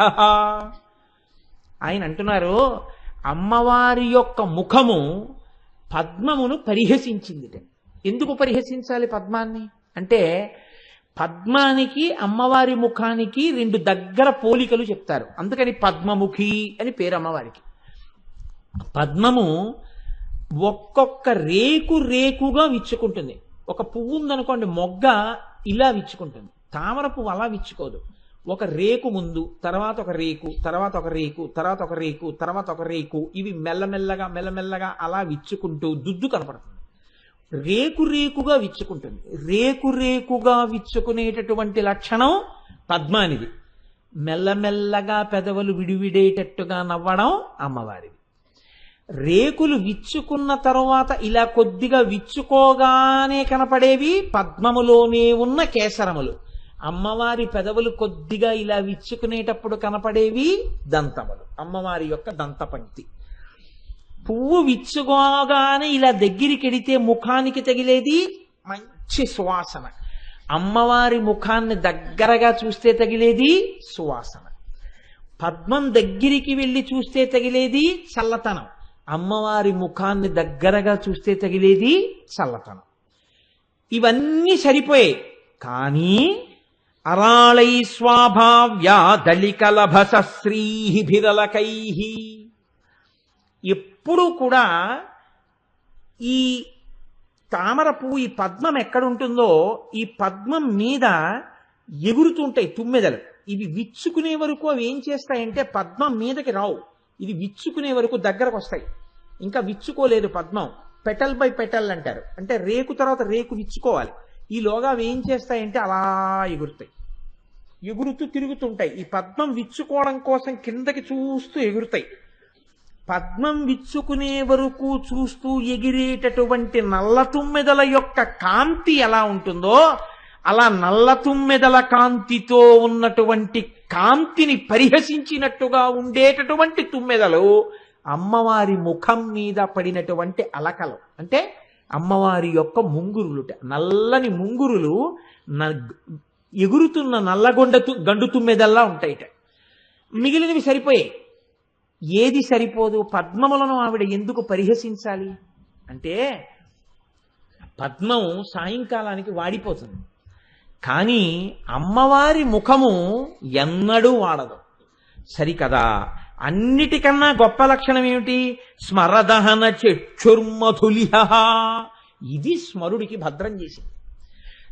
అందుకే శంకరాచార్యులు వారు లలితా సహస్రంలో ఉన్న నామంలో ఉన్న నామాన్నే ఇక్కడికి తెచ్చారు. స్మరదహన. మన్మధుణ్ణి కాల్చేసిన వాడు ఈయన పరమశివుడు. ఇప్పుడు మన్మధుణ్ణి కాల్చేసిన వాడికి ఆడదాని ముఖంతో పని ఏమిటండి? మన్మధుణ్ణి కాల్చిన వాడు ఆడదాని ముఖం చూడవలసిన అవసరం ఏమిటి? కానీట ఎలా చూస్తాడోట తెలుసా? ఇక నల్ల తుమ్మెదల యొక్క బారులు, ఒక తుమ్మెద లోపల పడుకుని తేనె తాగుతుంటే మిగిలిన తుమ్మెదలు ఝంకారం చేస్తూ ఎగురుతే ఎలా ఉంటాయో అలా తన మనస్సు ఆమె ముఖమునందు లగ్నమైపోతే ఆ కంటి నిండి విడుతున్నటువంటి చూపులన్నీ అమ్మవారి ముఖమండలం మీదే తిరుగుతూ ప్రసన్నమూర్తి అయి సంతోషంగా నిలబడతాట. ఇది శివకామ సుందరి అయి ఆవిడ భర్తని పక్కన కూర్చోబెట్టి మనకు అందిస్తుంది పరమశివుణ్ణి దక్షిణామూర్తిగా వెళ్ళిపోకుండా, జ్ఞానంలోకి వెళ్ళిపోకుండా. ఇది అమ్మవారి విజయం. కాబట్టి ఇప్పుడు శంకరుడి యొక్క అనురాగప్రదమైన చూపులనేటటువంటి నల్లగండు తుమ్మెదలు ఎప్పుడూ అమ్మవారి ముఖం చుట్టూ తిరుగుతూనే ఉన్నాయి. ఇలా తిరుగుతూనే ఉన్నాయి కనుక ఆ పద్మము, అమ్మవారి ముఖము, మన్మధుడు వెళ్ళి కూర్చోడానికి, అక్కడ నిలబడ్డానికి యోగ్యమైంది. మళ్ళీ శివుడు కాల్చేస్తాడన్న బెంగలేదు. ఆవిడ ముఖం వంక చూస్తే చాలు ప్రీతి పొందేస్తాడు. ఆ నిగూఢమైనటువంటి రహస్యం తెలిసిందనుకోండి, ఉత్తర క్షణంలో మీకు దాని ప్రయోజనం అందేస్తుందంతే. ఇది ఇలా ఎందుకు జరుగుతుంది? మరి మన్మధుడు ఆమె ముఖంలో అంత సంతోషంగా కూర్చుంటే మీ శత్రువుకి ఆవిడ స్థానం ఇవ్వలేదా? అంటే మీ శత్రువుకి స్థానం ఇవ్వలేదు. ఎందుకు ఇవ్వలేదు? దేని వల్ల మీరు భయపడుతున్నారో ఆ భయం పోవడానికి ఆవిడ కనుబొమల వంక మీరు చూడండి. భద్రమైన స్థానంలో ఆయన ఉన్నాడు. రే వాళ్ళ జోలికి వెళ్ళకో అని మాట అందనుకోండి, అయిపోయింది అంతే. ఇప్పుడు మన్మధుడు మీ మీద ఎందుకు బాణం వేస్తాడు? శివుడు కాల్చక్కర్లేదు, ఆవిడ నోటి మాట చాలు. ఒరే వాళ్ళ జోలికి వెళ్ళకరా అందనుకోండి, అంతే, మన్మథ బాణాలు ఆగిపోతాయి, కోరికలు తగ్గిపోతాయి. కోరికలు తగ్గిపోయాయి అనుకోండి, భయం తగ్గిపోతుంది. భయం తగ్గిపోయింది అనుకోండి, నిర్భయస్థితి వస్తుంది. నిర్భయస్థితి ఎందు ఆత్మదర్శనం. దీనికి ప్రాతిపదిక ఎక్కడి నుంచి వస్తుంది? ఆవిడ కనుబొమల దర్శనంలోంచి వస్తోంది. అయితే కనుబొమలే ఎందుకు కావాలి? ముఖం అమర్చు కదా. ముఖంలో ఎక్కడ చూసినా ఈ నిర్భయత్వం రావచ్చు కదండి, కనుబొమల్లోంచే ఎందుకు వస్తుంది అంటే దీనికి సమాధానం శంకర భగవత్పాదులే చెప్పారు. ఆయన అన్నారు, భ్రువౌ భుగ్నే కించిత్ భువన భయ భంగవ్యసనిని తదీయే నేత్రాభ్యాం మధుకర రుచిభ్యాం ధృతగుణం ధనుర్మన్యే సవ్యేతర కర గృహీతం రతిపతే ప్రకోష్ఠే ముస్తాచగయతి నిగూఢాంతరముమే అన్నారు. ఉమే అని పిలిచారు. ఉమా అన్నారు. ఉమా అంటే భయమును పోగొట్టుదానా అని అర్థం. అమ్మవారి కనుబొమలు ఎవరు చూశారో వాళ్ళకి భయం ఉండదు. భయం ఉండదు అంటే మన్మథ బాణములు అనవసరంగా మీద పడకుండా అమ్మవారి పాదములు పట్టి జీవితాన్ని చక్కగా దిద్దుకోగలిగినటువంటి శక్తి వాడి యందే ప్రచోదనమై వాడి యందు ఉంటుంది. ఇది ఎలా ఉంటుంది అంటే శంకరులు అన్నారు, అమ్మవారి కనుబొమలు ఇలా ఉండవు అన్నారు. ఎలా ఉంటాయి అంటేట కొద్దిగా అలా ఉంటాయి. అంటే ఈ కనుబొమలు రెండు ఇలా ముడిపడతాయిట. భ్రువౌ భుగ్నే కించిత్ కొద్దిగా ఇలా ముడిపడ్డాయి. ఎందుకు అలా ముడిపడాలట? భువన భయ భంగ వ్యసనిని. వ్యసనిని అంటే ఆలోచనలో ఉంది. ఏ ఆలోచనట ఆవిడికి? భువన భయ భంగ. అయ్యో, భువనములంటే లోకాలు, లోకాలంటే పిల్లలు. అయ్యో నా పిల్లలందరూ ఏదో భయం ఏదో భయం ఏదో భయం, ఎప్పుడూ భయంతో ఉంటున్నారు. నా పిల్లలకి ఈ భయం ఎలా పోతుంది అని ఆలోచిస్తోంది. ఇలాగా మీరు చూడండి, ఆలోచించేటటువంటి ముద్రలో ఉన్నవాళ్ళు ఇలా ఉంటారు. కనుబొమలు ఇలా పెట్టి ఆలోచించడం చాలా అసాధారణమైన విషయం. ఆలోచనలోకి వెళ్ళిపోయాడు అంటే మీకు తెలియకుండానే ఇలా అంటారు. కొద్దిగా కనుబొమలు ముడివేస్తారు. ఇప్పుడు అమ్మవారు కూడా ఇలా ముడి వేసింది, చిన్న ముడి. ఇలా ముడి వేసింది అంటే ఆలోచిస్తోంది. ఏం ఆలోచిస్తోంది? భువన భయభంగ వ్యసనిని, మన భయాల్ని పోగొట్టడం ఎలా అని ఆలోచిస్తోందిట. ఇప్పుడు మీరు ఒకటి ఆలోచించండి, అలా ఉంటే అందం అవుతుందా? అదండి ఆ శ్లోకంలో రహస్యం. మిమ్మల్ని ఆలోచించేటట్టు చేస్తారు శంకరాచార్యులు వారు. ఆలోచించేటట్టు చెయ్యడంలో మీరు ఆ కనుబొమల వంక చూస్తారు. ఇప్పుడు నేను ఇలా కూర్చున్నాను అనుకోండి, ఇప్పుడు నేను అందంగా ఉన్నాను అంటే, అందంగా అంటే నా బుర్ర నేను అందంగా ఉన్నాను కదా, ఉదాహరణకి చెప్తున్నానంటే. అంతేకాని నేను ఎవరి మీదో పెట్టి వాళ్ళ అందం గురించి నేను మాట్లాడితే అసహ్యంగా ఉంటుంది ఆధ్యాత్మిక సభలో. అందుకని నేను ఉదాహరణగా చెప్పుకోవడం. నేను ఇలా కూర్చున్నాను అనుకోండి, కోటేశ్వరారు ప్రశాంతంగా ఉన్నారు కాబట్టి ప్రశాంతతయే అందము, కాబట్టి అందంగా ఉన్నారు అనొచ్చు మీరు. నేను ఇలా ఉన్నాను అనుకోండి, ఆహా ఎంత అందంగా ఉన్నారో ఆ కనుబొమ్మలు ముడివేసి అంటారా? అందరూ ఏమిటో ఆలోచిస్తున్నారండి ఆయన అంటారు. అంటే అప్పుడు అది అందం కాదు, ప్రశాంతత కాదు, ఏదో ఆలోచన. సౌందర్యమునకు రాశీభూతమని చెప్పబడేటటువంటి అమ్మ ప్రసన్నంగా ఉంటే అందమనాలా, కనుబొమ్మలు ముడివేస్తే అందమనాలా? మరి శంకరులు ఎలా అంటున్నారు అంటే, ఇందులో రహస్యం ఏమిటంటే, అందము అన్న మాట పిల్లల కోణంలో ఎప్పుడు అంటే పిల్లల్ని ఉద్ధరించాలని అమ్మబడే తాపత్రయమే మీకు అందం. ఇందాకే చెప్పా తప్ప ఆవిడ భౌతిక అందం మీకెందుకు, అది శివుడికి. మీ భయం ఎలా తీర్చాలని ఆలోచిస్తున్న అమ్మయే మీకు అందము. పిల్లాడికి ఇవాళ ఏం వండి పెడదాం అన్న అమ్మ నీకు సంతోషం. పిల్లాడికి పాపం ఓ 10 రూపాయలు కావాలి, సినిమాకి వెళ్తానంటున్నాడు, మెల్లిగా ఈయనకి చెప్పి 10 రూపాయలు ఎలా ఇప్పిద్దామని ఇలా ఆలోచిస్తూ అంటున్న అమ్మ మీకు అందం. అంటే ఆ ధైర్యం మీకు అందం. అమ్మ అంటే మీకు ధైర్యము. ఇప్పుడు ఇలా ఉన్న అమ్మ మీకు ఎందుకు అందం కాదు? అందమే. ఇది మీ కోణంలో చెప్తున్నారా, శివుడి కోణంలో చెప్తున్నారా? మీ కోణంలో చెప్తున్నారు. మీ కోణంలో చెప్తున్నప్పుడు కనుబొమ్మ ముడిబడిన అమ్మే అందం. ఇప్పుడు ఆ కనుబొమ్మ ముడి ఎవరి కోసం? తన కోసం కాదు, మన కోసం. మన కోసం ముడిపడిన కనుబొమ్మలు కలిగిన అమ్మ ఖచ్చితంగా అందగత్తే. కాబట్టి ఇప్పుడు భ్రువౌ భుగ్నే కించిత్ భువన భయ భంగవ్యసిని. ఇప్పుడు ఈ కనుబొమ్మలు ఇలా కొద్దిగా ముడిపడ్డాయి. ఈ కనుబొమ్మలు ఎలా చూడడం? అమ్మవారి ముడిపడినటువంటి కనుబొమ్మలు మనం బాగా దర్శనం చెయ్యాలి. చెయ్యండి చెయ్యండి చెయ్యండి చెయ్యండి అన్నాం అనుకోండి, సాధారణంగా మీకు లోకంలో ఉండేటటువంటి గమ్మత్తు ఎలా ఉంటుందంటే, మీరు ఎప్పుడైనా అమ్మవారి మూర్తి దర్శనం చేద్దామని వెడితే ఈ కనుబొమ్మల మీద వెండిది ఏదైనా ఇలా పెట్టేస్తుంటారు, లేకపోతే బంగారపుది ఏదైనా ఇలా పెట్టేస్తారు. కనుబొమ్మ అంటే దేంతో తయారు చేయబడుతుందండి? వెంట్రుకతో చేయబడుతుంది కదా. వెంట్రుకల యొక్క సమూహమే కనుబొమ్మలు.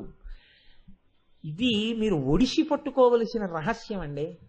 అమ్మవారి కనుబొమగా మీకు ఎలా కనపడుతుంది అంటే, వెంట్రుకలతో ఉంటేనే నిజమైన కనుబొమ్మ కదండి. చెయ్యిలా ఉంటే చెయ్యి అనొచ్చు, కనుబొమ్మ అనాలంటే వెంట్రుకలతో ఉంటేనే కనుబొమ్మ. ఏ విగ్రహానికి అలా ఉంటుంది నాకు చెప్పండి? ఉంటుందా ఎక్కడైనా? ఉండదు. మరి ఎక్కడ దర్శనం చేస్తారు మీరు? మనసులో దర్శనం చెయ్యాలి. మనసులో దర్శనం చెయ్యాలంటే మీ మనసుకే అమ్మవారు కనుబొమ్మలు ఇలా ఉంటాయని అందించేవాడు ఉండాలా? ఇలా ఉంటాయని చెప్తే ఇప్పుడు ఏం చెప్పాలి? ఆ వెంట్రుకల యొక్క కూర్పు చెప్పాలి. అప్పుడు సౌందర్య వర్ణనం చేసినట్టే కదా. అప్పుడు మీ భయం పోగొట్టే రూపాన్ని చెప్పడం ఎలా అయింది? ఎలా చెప్పడం ఇప్పుడు ఈ అందాన్ని? కొంచెం జాగ్రత్తగా పట్టుకోండి. తేలిక కాదండి. పెద్ద సమస్యకి విరుగుడు చెప్పాలి. పెద్ద సమస్యకి విరుగుడు పెద్ద స్థాయిలోనే ఉంటుంది. ఎలా చెప్తారు మీకు? వెళ్ళి అమ్మవారి కనుబొమ్మలు చూడండి అన్నారు అనుకోండి, మీరు మళ్ళీ తిరిగి వచ్చి అమ్మవారి కనుబొమ్మలలా ఉన్నాయి కానండి అవి వెంట్రుకలు కావు కదా, నాకు కనుబొమ్మలుగా యథార్థ దర్శనం కాలేదు ఎలా అని మీరు అడిగారు అనుకోండి, నేనేం చెప్పాలి మీకు? నీ మనసులో చూడవయా అని చెప్పాలి. నా మనసులో చూడాలంటే నేను ఒకసారి చూస్తే కదండి నా మనసులో నిలబడేది. ఓసారి నాకు మీరు చూపించండి అన్నారు అనుకోండి, నేనోటి చూస్తే మీకు ఒకటి చూపిస్తాను కదా. నేనోటి చూడాలంటే చూసిన వాడనైతే మీకు చెప్పాలి. చూసిన వారెవరు? ఎవరు ఈ లోకంలో మహాపురుషుడో ఆయనే చూశాడు అమ్మవారిని. ఆ చూసిన వాళ్లే చెప్పాలి అమ్మవారి గురించి. దుర్వాసో మహర్షి చెప్పాలి, మూకశంకరులు చెప్పాలి, శంకర భగవత్పాదులు చెప్పాలి, అలాంటి వాళ్ళు చెప్పాలి. చెప్తే అమ్మవారి యొక్క కనుబొమ నల్లటి వెంట్రుకలతో, ఆ వెంట్రుకలు ఇంతంత ఉంటాయి, ఇలా కొనదేరి ఉంటుందని చెప్తే ఇప్పుడు అందం చెప్పినట్ట, మీ భయం తీర్చే అమ్మ అందం చెప్పినట్ట, బాహ్య అందం చెప్పినట్టు. బాహ్య అందం శంకరాచార్యులు వారైనా పెట్టడే, అలా ఎలా చెప్పచ్చు? కాబట్టి కనుబొమల గురించి చెప్పడం విషయంలో చాలా కష్టం. ఏదైనా చెప్పచ్చు, కనుబొమల గురించి చెప్పన్నారనుకోండి చెప్పడం కష్టం. చెప్పనన్నారనుకోండి లోకానికి ఉన్న సమస్య తీరదు. ఇది ఒకటి సమస్య కాదు, ఇద్దరి సమస్య కాదు. ఎలా చెప్పాలి? ఈ చెప్పడంలో శంకరుల ప్రజ్ఞ చూడండి. ఆయన అన్నారు భువన భయ భంగవ్యసని, ఇలా ముడేసింది. ఇప్పుడు మీరు ఎదురుగుండా ఉన్నటువంటి వ్యక్తి ఎవరైతే మీకు చెప్తున్నారో ఆయనని ఊహ చేశారనుకోండి, అనగా శంకర భగవత్పాదుల్ని ఊహించారు. ఇలా అన్నారు అనుకోండి. శంకరాచార్యులు వారి కనుబొమల్ని ఊహించడం పెద్ద విషయం ఏం కాదు కదా. నల్లటి కనుబొమల్ని మీరు ఊహించవలసింది దాన్ని అమ్మవారి కనుబొమలలోకి పెట్టి కదిలి ముడిపడడం మీరు చూడాలి. ఈ కదలిక మీ ఎదురుగుండా ఉన్న మూర్తిలో రాదు, మీ మనస్సులోకి రావాలంతే. ఎందుకని? కనుబొమలో కనపడుతున్నాయి మీకు, అవి రెండు ఇలా కొద్దిగా ముడిపడాలి. ఈ ముడి ఒక్క నాటికి మీకు ఎక్కడ దొరకదు. ఎలా దొరుకుతుంది? ఇక్కడ మీరు చూడాలి. అదే శంకర భగవత్పాదులు మీకు చేస్తున్న మహోపకారం. ఇప్పుడు ఇలా ఉంటే ఏమంటే కోపంగా ఉన్న అమ్మ అవదా? రెండో ప్రశ్న. అదో కారణం కదండి. మరి అప్పుడు క్రోధమూర్తి అయిన అమ్మని చూడడం మాకు భయం కాదా? కనుబొమ్మల దర్శనం చేసేయడం అంటే ఏదో వదనస్మర మాంగళ్యగృహతో రణచిల్లిక, మన్మధుడు అక్కడేమో నివాసం కట్టుకున్నాడు, అందులో మంగళతోరణాలని చెప్పేయడం 2 నిమిషాలండి. 1000 నామాలు ఇవాటికి పూర్తి చేసేయచ్చు. అందులో ఉన్న రహస్యాన్ని గుర్తెరిగే ప్రయత్నం చేస్తే అసలు నిజంగా మీరు చూస్తున్నారా, నామం చెప్తున్నారా, నామం నోటితో చెప్తున్నారా, ప్రయత్నం చేశారా, బయటకు వచ్చేస్తుంది. ఇప్పుడు చెప్పండి, తేలిక కష్టమా చెప్పడం? ఖచ్చితంగా చాలా కష్టం. ఏది అంటే కనుబొమల గురించి చెప్పడమే. కాబట్టి ఇప్పుడు భ్రువౌ భుగ్ని కించిత్ భువన భయభంగ వ్యసనిని, కొద్దిగా ఇలా ముడిపడినటువంటి కనుబొమల్ని ఇక్కడ మీరు ఊహించండి. ఏముందండి ఇది ఊహించడానికి? మీ ఎదురుగుండా ఉన్న వాళ్ళ కనుబొమలు ఏ ఉన్నాయో వాటిని ఒకసారి చూసి అవి ఇలా ముడిపడితే ఎలా ఉంటాయో అమ్మవారి ముఖంలోకి ఇక్కడి నుంచి తీసి యాజ్ ఈజ్ వేరీస్ బేసిస్ మీద అక్కడికి ట్రాన్స్ఫర్ చేసి అక్కడ ఇలా ముడిపడింది అని ఊహించండి. ఊహించి ఇప్పుడు ఆ కనుబొమల వంక చూడండి. కానీ చూసేస్తే మీకు ఆవిడ క్రోధమూర్తిగా లేదా? ఇది భయం.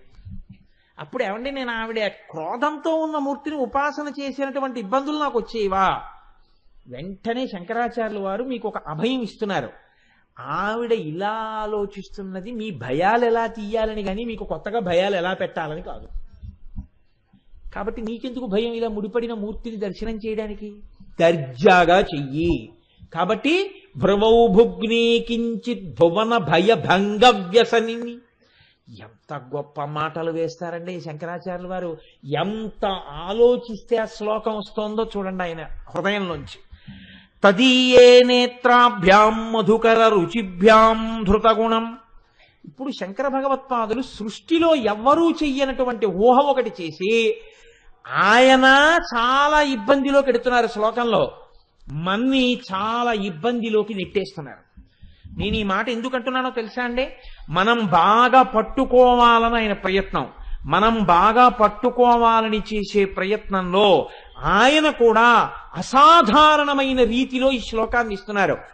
మనకి కూడా అసాధారణ రీతిలో అమ్మవారి కనుబొమల మీద నిలబడగలిగితేనే మీకు ఈ శ్లోకం అందుతుంది. ఈ శ్లోకం అందుకోవడానికి మీరు చేసే సమస్త ప్రయత్నము ధ్యానమే. ఉత్తర క్షణం ఏమైపోతుందో తెలుసా అండి? మీరు ఈ శ్లోకాన్ని అందుకుందాం బాగా తెలుసుకుందాం పట్టుకుందామని మీరు ప్రయత్నం చేశారనుకోండి, ఇది మీరు పట్టుకోగలిగితే ఉత్తర క్షణంలో మీకు లోపల కనుబొమలు కనిపించినటువంటి మరుక్షణంలో ఇక్కడే మీరు జీవితంలో పెద్ద గట్టి ఎక్కేశారు. ఎలా అంటే లోకంలో కవులందరూ అన్నారు ఏ కనుబొమకి ఆ కనుబొమని ధనస్సుతో పోల్చారు. కాబట్టి గొడవ లేదు వాళ్ళకి. అంటే చాపము అంటారు. ఉదాహరణకి ఈ కనుబొమ ఉందనుకోండి, అదొక విల్లు, అది ఒక ధనస్సు, ఇప్పుడు ఇబ్బంది లేదు. ఇది ఒక విల్లు, ఇబ్బంది లేదు. రెండు విల్లులు అన్నారు. 2 ధనస్సుల్లా ఉంటాయి అని పోల్చారు, 2 తీగలలా ఉంటాయి అని పోల్చారు. కాబట్టి మిగిలిన కవులకు ఇబ్బంది లేదు. శంకరాచార్యులు వారు ఏమన్నారంటే ధనుర్మన్యే అన్నారు. నేను ఒక్క ధనస్సులా భావిస్తున్నాను, మన్యే అంటే ఊహించుచున్నాను. ఇప్పుడు మీరు కూడా ఊహించండి ఎక్కడొస్తోంది సమస్య. ఇప్పుడు 2 కనుబొమలు కలిపి ఒక్క ధనస్సుగా మీరు ఊహ చెయ్యాలి. 2 కనుబొమలు కలిపి ఒక్క ధనస్సుగా ఊహించడానికి మీకేమిటి బెంగ? ఇప్పుడు ఇలా అలాగే కదండి ఉంటుంది ధనస్సు. ఇలా ఉండి మధ్యలో ఇలా ఉండి ఇలా ఉంటుంది, అలా సరిపోయింది కదా. ఇలా ఉండి మధ్యలో ఇలా ఉండి ఇలా ఉంది. ఏమిటి భయం మీకు? 2 కనుబొమలు కలిపి ఒక ధనస్సు అయింది కదా. మరి అలా ఊహించడానికి ఏమైనా ఇబ్బందా? ఊహించగలరా? ఏమైనా ఇబ్బంది ఉందా? ఏమైనా ఉందా అమ్మా? గోపి గారు ఎక్కడున్నారు సభలో? ఇలా రండి గోపి గారు, లేచి రండి ఇలా ఒకసారి. ఎవడు వద్దంటాడో వాడే దొరుకుతాడు నాకు. ఇలా రండి, ఇలా రండి, ఎదురికి రండి. ఇప్పుడు ఇది ధనస్సు అనుకోండి, చెప్తున్నాను ఇది ధనస్సు అనుకోండి స్వామి. ఇది ధనస్సు అయితే ధనస్సు పూర్తిగా ఉంటుంది కదా, మధ్యలో ఎక్కడ ధనస్సు లేకుండా ఉండడం అన్నది ఉండదు కదా, ఓ ముక్క లేకుండా ఉన్నది ఉంటుందా? ఉండదు కదా. ఇప్పుడు అమ్మవారి యొక్క కనుబొమలు రెండూ కలిపి ధనస్సుగా చూడడంలో ఇబ్బంది ఎక్కడుంది? చూసారా, నేనేం సామాన్యుణ్ణి పిలవను, మహామేధావిని పిలిచారు. ఇప్పుడు ఈ రెండు కనుబొమలను ధనస్సుగా ఊహించడంలో వెళ్ళిపోతున్నారే. సరే, ఇప్పుడు ఈ రెండు కనుబొమలను కలిపి ధనస్సుగా ఊహించడంలో ఇబ్బంది ఎక్కడుంది అంటే, ఈ రెండు కనుబొమలు కలిసి లేవు, మధ్యలో విడిపోయింది, బొట్టు పెట్టుకునే స్థానం ఉంది కదండి. కాబట్టి అది ఒక ధనస్సు ఎలా అవుతుంది? అవదు. ఒక ధనస్సు కానప్పుడు అది మధ్యలో కానీ ఎడు ఉండిపోయింది అనుకోండి, ధనస్సు ముక్క లేదు మధ్యలో, అప్పుడు ఆ ధనస్సు ఎందుకైనా పనికొస్తుందా? అది భంగమైపోయిన ధనస్సు, శివధనుర్భంగంలాగా. అలా పోల్చచ్చా? విరిగిపోయిన ధనస్సుతో, మధ్యలో ఊడిపోయిన ధనస్సుతో అమ్మవారి కనుబొమల్ని పోల్చచ్చా? శంకర భగవత్పాదులంతటి మహాప్రజ్ఞాశాలి ఎలా వేశారు ఈ మాట? అమ్మా, ధనుర్మన్యే రెండు కలిపి ఒక ధనస్సు అని ఎలా అన్నారు శంకరాచార్యులు వారు? అంటే శంకరాచార్యులు వారు తప్పు చేశారని నేను అంటున్నాను అనుకోకండి, నేను అంతటి పాపిష్టివాణ్ణి కాను. ఆ కోణంలో మిమ్మల్ని తీసుకెళ్లే ప్రయత్నం చేస్తున్నాను నేను. ఇప్పుడు ధనుర్మన్యే అయితే సాధారణంగా ఏమంటామంటే, అంత అల్లరి ఎందుకంటే దానికి రెండు కనుబొమలు కలిసిపోయి ఉన్నాయి, వెంట్రుకలు ఇక్కడ కూడా పెరిగాయి, ఒక ధనస్సు అయిపోయిందిగా. కానీ సాముద్రిక శాస్త్రంలో ఆడదానికి రెండు కనుబొమల మధ్యలో వెంట్రుకలు పెరిగిపోయి ఉంటే ఆమెను ఉత్తమ జాతి స్త్రీగా పరిగణింపరు సాముద్రికంలో. అంతవరకే, నేను నడువుడి గురించి మాట్లాడటం లేదు, సాముద్రిక లక్షణంలో చెప్తున్నాను. అప్పుడు అమ్మవారు మహాపతివ్రత, గొప్ప సాముద్రిక లక్షణములు కలిగినటువంటి తల్లి.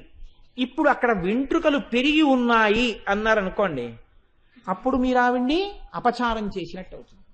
కాబట్టి కలిసి ఉంది, రెండు కనుబొమలు కలిసి ఉన్నాయి అని మీరు చెప్పకూడదు. చెప్పకపోతే రెండు కనుబొమలు విడివడే ఉన్నాయి అని మీరు చెప్పాలి. రెండు కనుబొమలు విడివడే ఉన్నాయి అని మీరంటే ఎలా రెండు కనుబొమలు కలిసి ఒక ధనస్సు అవుతాయి? ఒక సమస్య అండి, అలా పక్కన పెట్టి ఉంచండి, ఒక సమస్య. ఇప్పుడు సమస్య ఎక్కడుందో భయం అక్కడుంది. ఎలా ఇది పూర్తవుతుంది అని భయం పోగొట్టడానికి కొత్త భయాన్ని సృష్టించారు శంకరాచార్యులు వారు. రెండు, ధనస్సుకి పూర్తి ఎప్పుడవుతుంది? వింటినారి కూడా ఉంటేనే. వింటినారి లేని ధనస్సు అండి, అప్పుడు అది ఎందుకు పనికొస్తుంది? దూడల్ని గాయడానికి కర్రగా పనికొస్తుంది, బాణం వేయడానికి ధనస్సు అవదు. ధనుర్మన్యే అది ధనస్సు అంటే దానికి వింటినారి ఉండాలి. వింటినారేమిటి శంకరాచార్య స్వామి వారు మరి అంటే, శంకరులు అంటున్నారు తదీయే నేత్రాభ్యాం మధుకర రుచిభ్యాం ధృతగుణం. అమ్మవారి యొక్క కంటి చూపులున్నాయే, ఈ కంటి చూపు ఇలా నిలబడి ఉండదు అని ఇలా ఇలా దృశాద్రాఘీయస్యాదరదలిత నీలోత్పల రుచ ఇలా ఇలా తిరుగుతుంటాయి కళ్ళు ఇక్కడి నుంచి ఇక్కడికి. ఎందుకని? పిల్లల్ని అలా చూసుకుంటూ ఉంటుంది ఆవిడ ఎప్పుడు, ఇలా చూసుకుంటూ ఉంటుంది. కాబట్టి ఈ నల్లగుడ్లు ఇలా ఇలా తిరుగుతున్నప్పుడు వచ్చిన ఈ చూపులే వింటినారి. ఇప్పుడు ఈ రెండు కనుగుడ్లు ఈ ముక్కు మీదకి వచ్చేసాయనుకోండి, చూపులు అసహ్యకరమైన చూపు. కాబట్టి ఎక్కడి వరకు తిరుగుతాయి? ముక్కు వరకే తిరుగుతాయి. ఇలా ఇటు తిప్పినా ఈ కన్ను ఇక్కడ వరకే, ఇటు తిప్పినా ఇక్కడ వరకే. అప్పుడు వింటినారికి కూడా మధ్యలో ముక్కడ్డు. వింటినారి పూర్తిగా ఉందా? లేదు. ధనస్సు పూర్తిగా ఉందా? లేదు. ఇప్పుడు ఎలా ధనస్సు అయింది? ధనస్సు కాని దాన్ని రెండు కనుబొమలు కలిపి ఒక ధనస్సుగా ఊహించు అని శంకరాచార్యుల వారు ఎలా చెప్పారు? ఇది ఎలా కుదురుతుంది అంటే, ఇప్పుడు మీరేం చెయ్యాలి?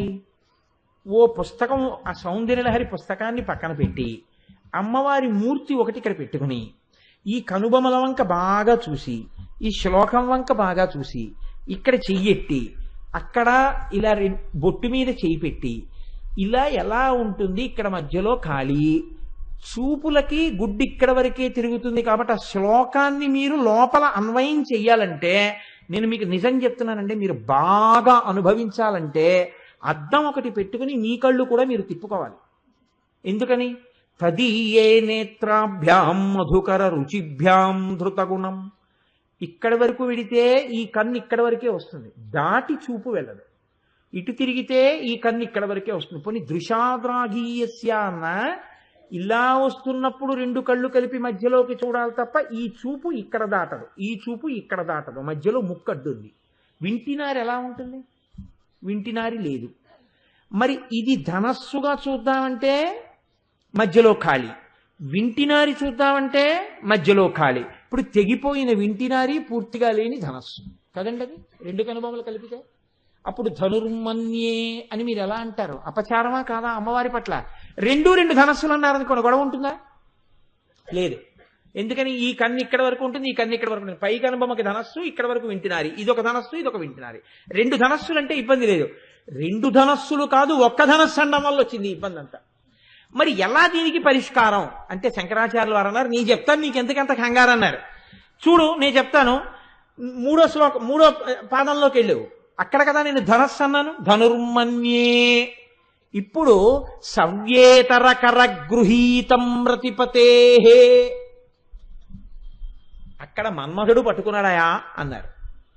ప్రకోష్టే ముస్తాచగయతి నిగూఢంతరముమే. మన్మధుడు పట్టుకుంటే ఏ చేత్తో పట్టుకున్నాడు?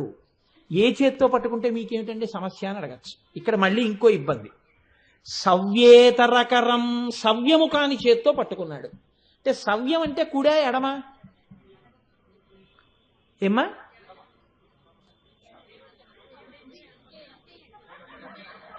అయ్యో మీరు ఇది చెప్తారని నేను అనుకున్నాను.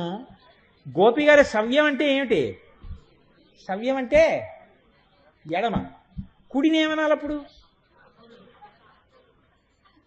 దక్షిణం. దక్షిణ హస్తం అంటే కుడి చెయ్యి, సవ్యహస్తం అంటే ఎడం చెయ్యి. బాగుంది, ఎడమ చెయ్యి సవ్యం అంటున్నారు. మీకు ఎవరైనా ఎడం చేత్తో ఇచ్చారనుకోండి, సవ్యంగా ఇయ్యి అంటే ఏ చేత్తో ఇవ్వాలి? ఇప్పుడు మరి సవ్యం కుడి కాదా? అవునా కాదా చెప్పండి. అవునా? అప్పుడు కుడే ఎడమ సవ్యం అంటే? మీరు కుడి అన్నారనుకోండి ఎడమ అవుతుంది, సవ్యేతరం. ఎడమ అన్నారనుకోండి సవ్యేతరం, సవ్యం గాంధీ కుడి అవుతుంది. ఇప్పుడు ఎడం చేత్తో పట్టుకున్నాడా, కుడి చేత్తో పట్టుకున్నాడా? చెప్పారా శంకరాచార్యులు వారు? ఇప్పుడు వామం అన్నారనుకోండి, వామహస్తం అన్నారనుకోండి, ఎడమ చెయ్యి చెప్పేయచ్చు. సవ్యేతర అన్నారు, సవ్యము కానిదన్నారు. సవ్యము అంటే సంస్కృతంలో కుడి ఎడమ కూడా. ప్రదక్షిణానికి వెళ్ళి సవ్య ప్రదక్షిణం చేయండి అన్నారు అనుకోండి, ఎడం పక్క పెడతారు. సవ్యహస్తంతో ఇలా అన్నారనుకోండి, కుడి చేత్తో అక్కడ పెట్టాలి. ఎరా సవ్యంగా ఉండడం రాదా అన్నారనుకోండి, సరిగ్గా ఉండడం రా. సరిగ్గా ఉండడం అంటే కుడి పక్క, కుడి. ఇప్పుడు సవ్యేతరకర గృహీతం రతిపతే. రతిపతే అంటే రతీదేవి యొక్క భర్త అయిన మన్మధుడు. ఇది మన్మధుడు పట్టుకున్నాడు. ఎందుకని? మన్మధుడే ఎందుకు పట్టుకోవాలి ఈ ధనస్సు? ఆ ఇంట్లో ఉండేవాడు ఆయన ఒక్కడే. అర్జునుడు పట్టుకుంటే కుదరదు, మన్మధుడే పట్టుకోవాలి అక్కడ. ఎందుకని? ఆ ఇల్లు మన్మధుడిది. అమ్మవారి గృహంలో ఉండేటటువంటి వాడు మన్మధుడు కాబట్టి మన్మధుడే ఆ ధనస్సు పట్టుకోవాలి. ఎవరి మీద పట్టుకోవాలి ఆ ధనస్సు? అమ్మవారి ముఖం చూసినప్పుడు చిట్లించుకోకుండా నవ్వించడానికి పట్టుకోవాలి ఒక ఆయన్ని. ఆయన కోసం ఆ ధనస్సు. ఎవరిని? శివుణ్ణి. శివుడి మీద పట్టుకునేటప్పుడు ఎంత జాగ్రత్తగా పట్టుకోవాలి? సవ్యేతరకరం అంటే మీరు మాట అనొచ్చు, ఏమన్నా అంత అల్లరి ఎందుకండి, ఒక లాజిక్ ఉంది. సాధారణంగా ధనస్సుని ఎలా పట్టుకుంటారు? ఏ చేత్తో పట్టుకుంటారు గోపి గారు? ఎడం చేత్తో పట్టుకుంటారు కదండి. కుడి చేత్తో పట్టుకుని ఎడం చేత్తో బాణాలు వేస్తారా? సాధారణంగా ఏ చేత్తో పట్టు? గోపి గారు మీరు ఇక్కడికి వచ్చేస్తే బాగుంటుందేమో. సాధారణంగా ఏ చేత్తో పట్టుకుంటారు? ఎడం చేత్తో పట్టుకుంటారు, కుడి చేత్తో బాణాలు వేస్తారు. ఎడం చేత్తో పట్టుకోకుండా కుడి చేత్తోనూ పట్టుకుని ఎడం చేత్తోనూ బాణాలు వేసాడు అనుకోండి, అప్పుడు ఏమంటారు? సవ్యసాచి. అలా ఎవరైనా ఉన్నారా? అర్జునుడు కాకుండా మన్మధుడు కూడా ఉన్నాడు. మన్మధుడు కూడా సవ్యసాచి, అందుకే ఇంతమంది మీద బాణాలు వేయగలుగుతున్నాడు. లేకపోతే స్పాండిలైటిస్ వస్తుంది ఒకవైపు నుంచే బాణాలు వేస్తే. అటువైపు ఉన్న స్పైన్ సరిగిపోయి రెండు చేతులతో వేస్తాడు. కాబట్టి ఇప్పుడు సవ్యేతర అంటే కుడి చేత్తో వేశాడా, ఎడం చేత్తో వేశాడా? రెండు చేతులతో అన్నారనుకోండి మీరు. ఆయన అంటున్నది ఒక్క చేత్తో పట్టుకున్నాడు ధనస్సు అంటున్నారు. అప్పుడు ఎడం చేత్తో పట్టుకుని ఉన్నాడా, కుడి చేత్తో పట్టుకుని ఉన్నాడా? ఎలా చెప్తారు? సవ్యేతరకరం అంటే ఇప్పుడు కుడిది కానిది ఎడమా, ఎడమ కానిది కుడా? ఏ చేత్తో పట్టుకున్నాడు అంటే మీరిప్పుడు కళ్ళు మూసుకుని ధ్యానం చెయ్యాలి. ధ్యానం చేస్తే మీకు కనపడుతుంది. ఇప్పుడు చాలా జాగ్రత్తగా పట్టుకునే ప్రయత్నం చేయండి సుమా. ఇది మాత్రం నేను రెండో మాట చెప్పను, ఒక్క మాటే చెప్తాను. ఈ ఒక మాట చెప్పినప్పుడు పట్టుకున్నారో అంతే, మీకు 100కి 150 వస్తాయి. నేను చెప్పినప్పుడు ఒక్కమారు చెప్పినప్పుడు మీరు పట్టుకోలేకపోయారో అంతే, ఇక నేను చెప్పను. నన్ను మళ్ళీ ఇలాగా అండి అలాగా అండి అని ఇక అడగవద్దు. బాగా పట్టుకునే ప్రయత్నం చెయ్యండి. నేను మీకు అర్థమైపోయేటట్టుగా చెప్పేటటువంటి ప్రయత్నం చేస్తాను.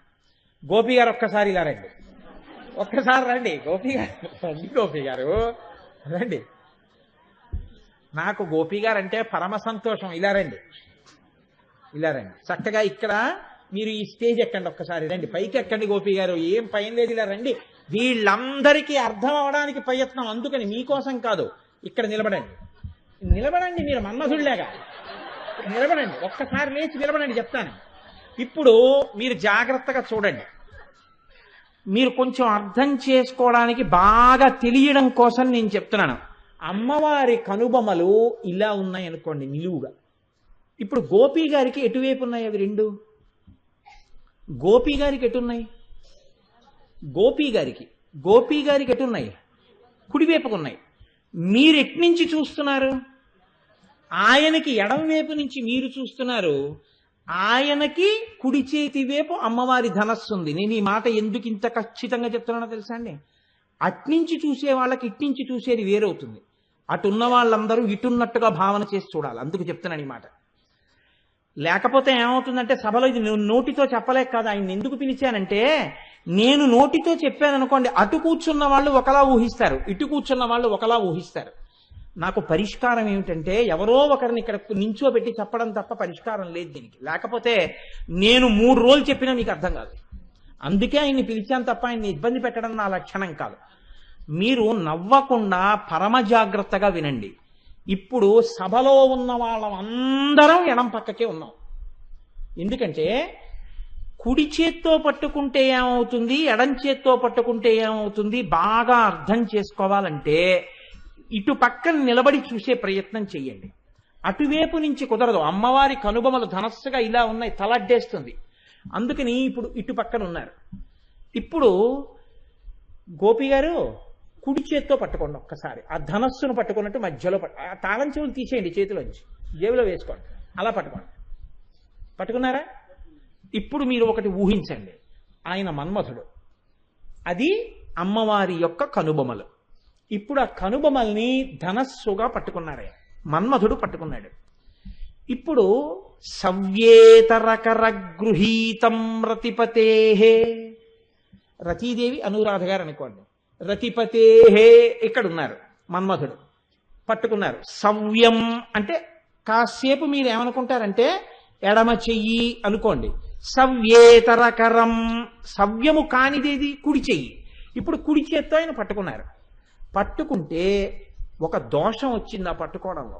ఏమిటొచ్చింది?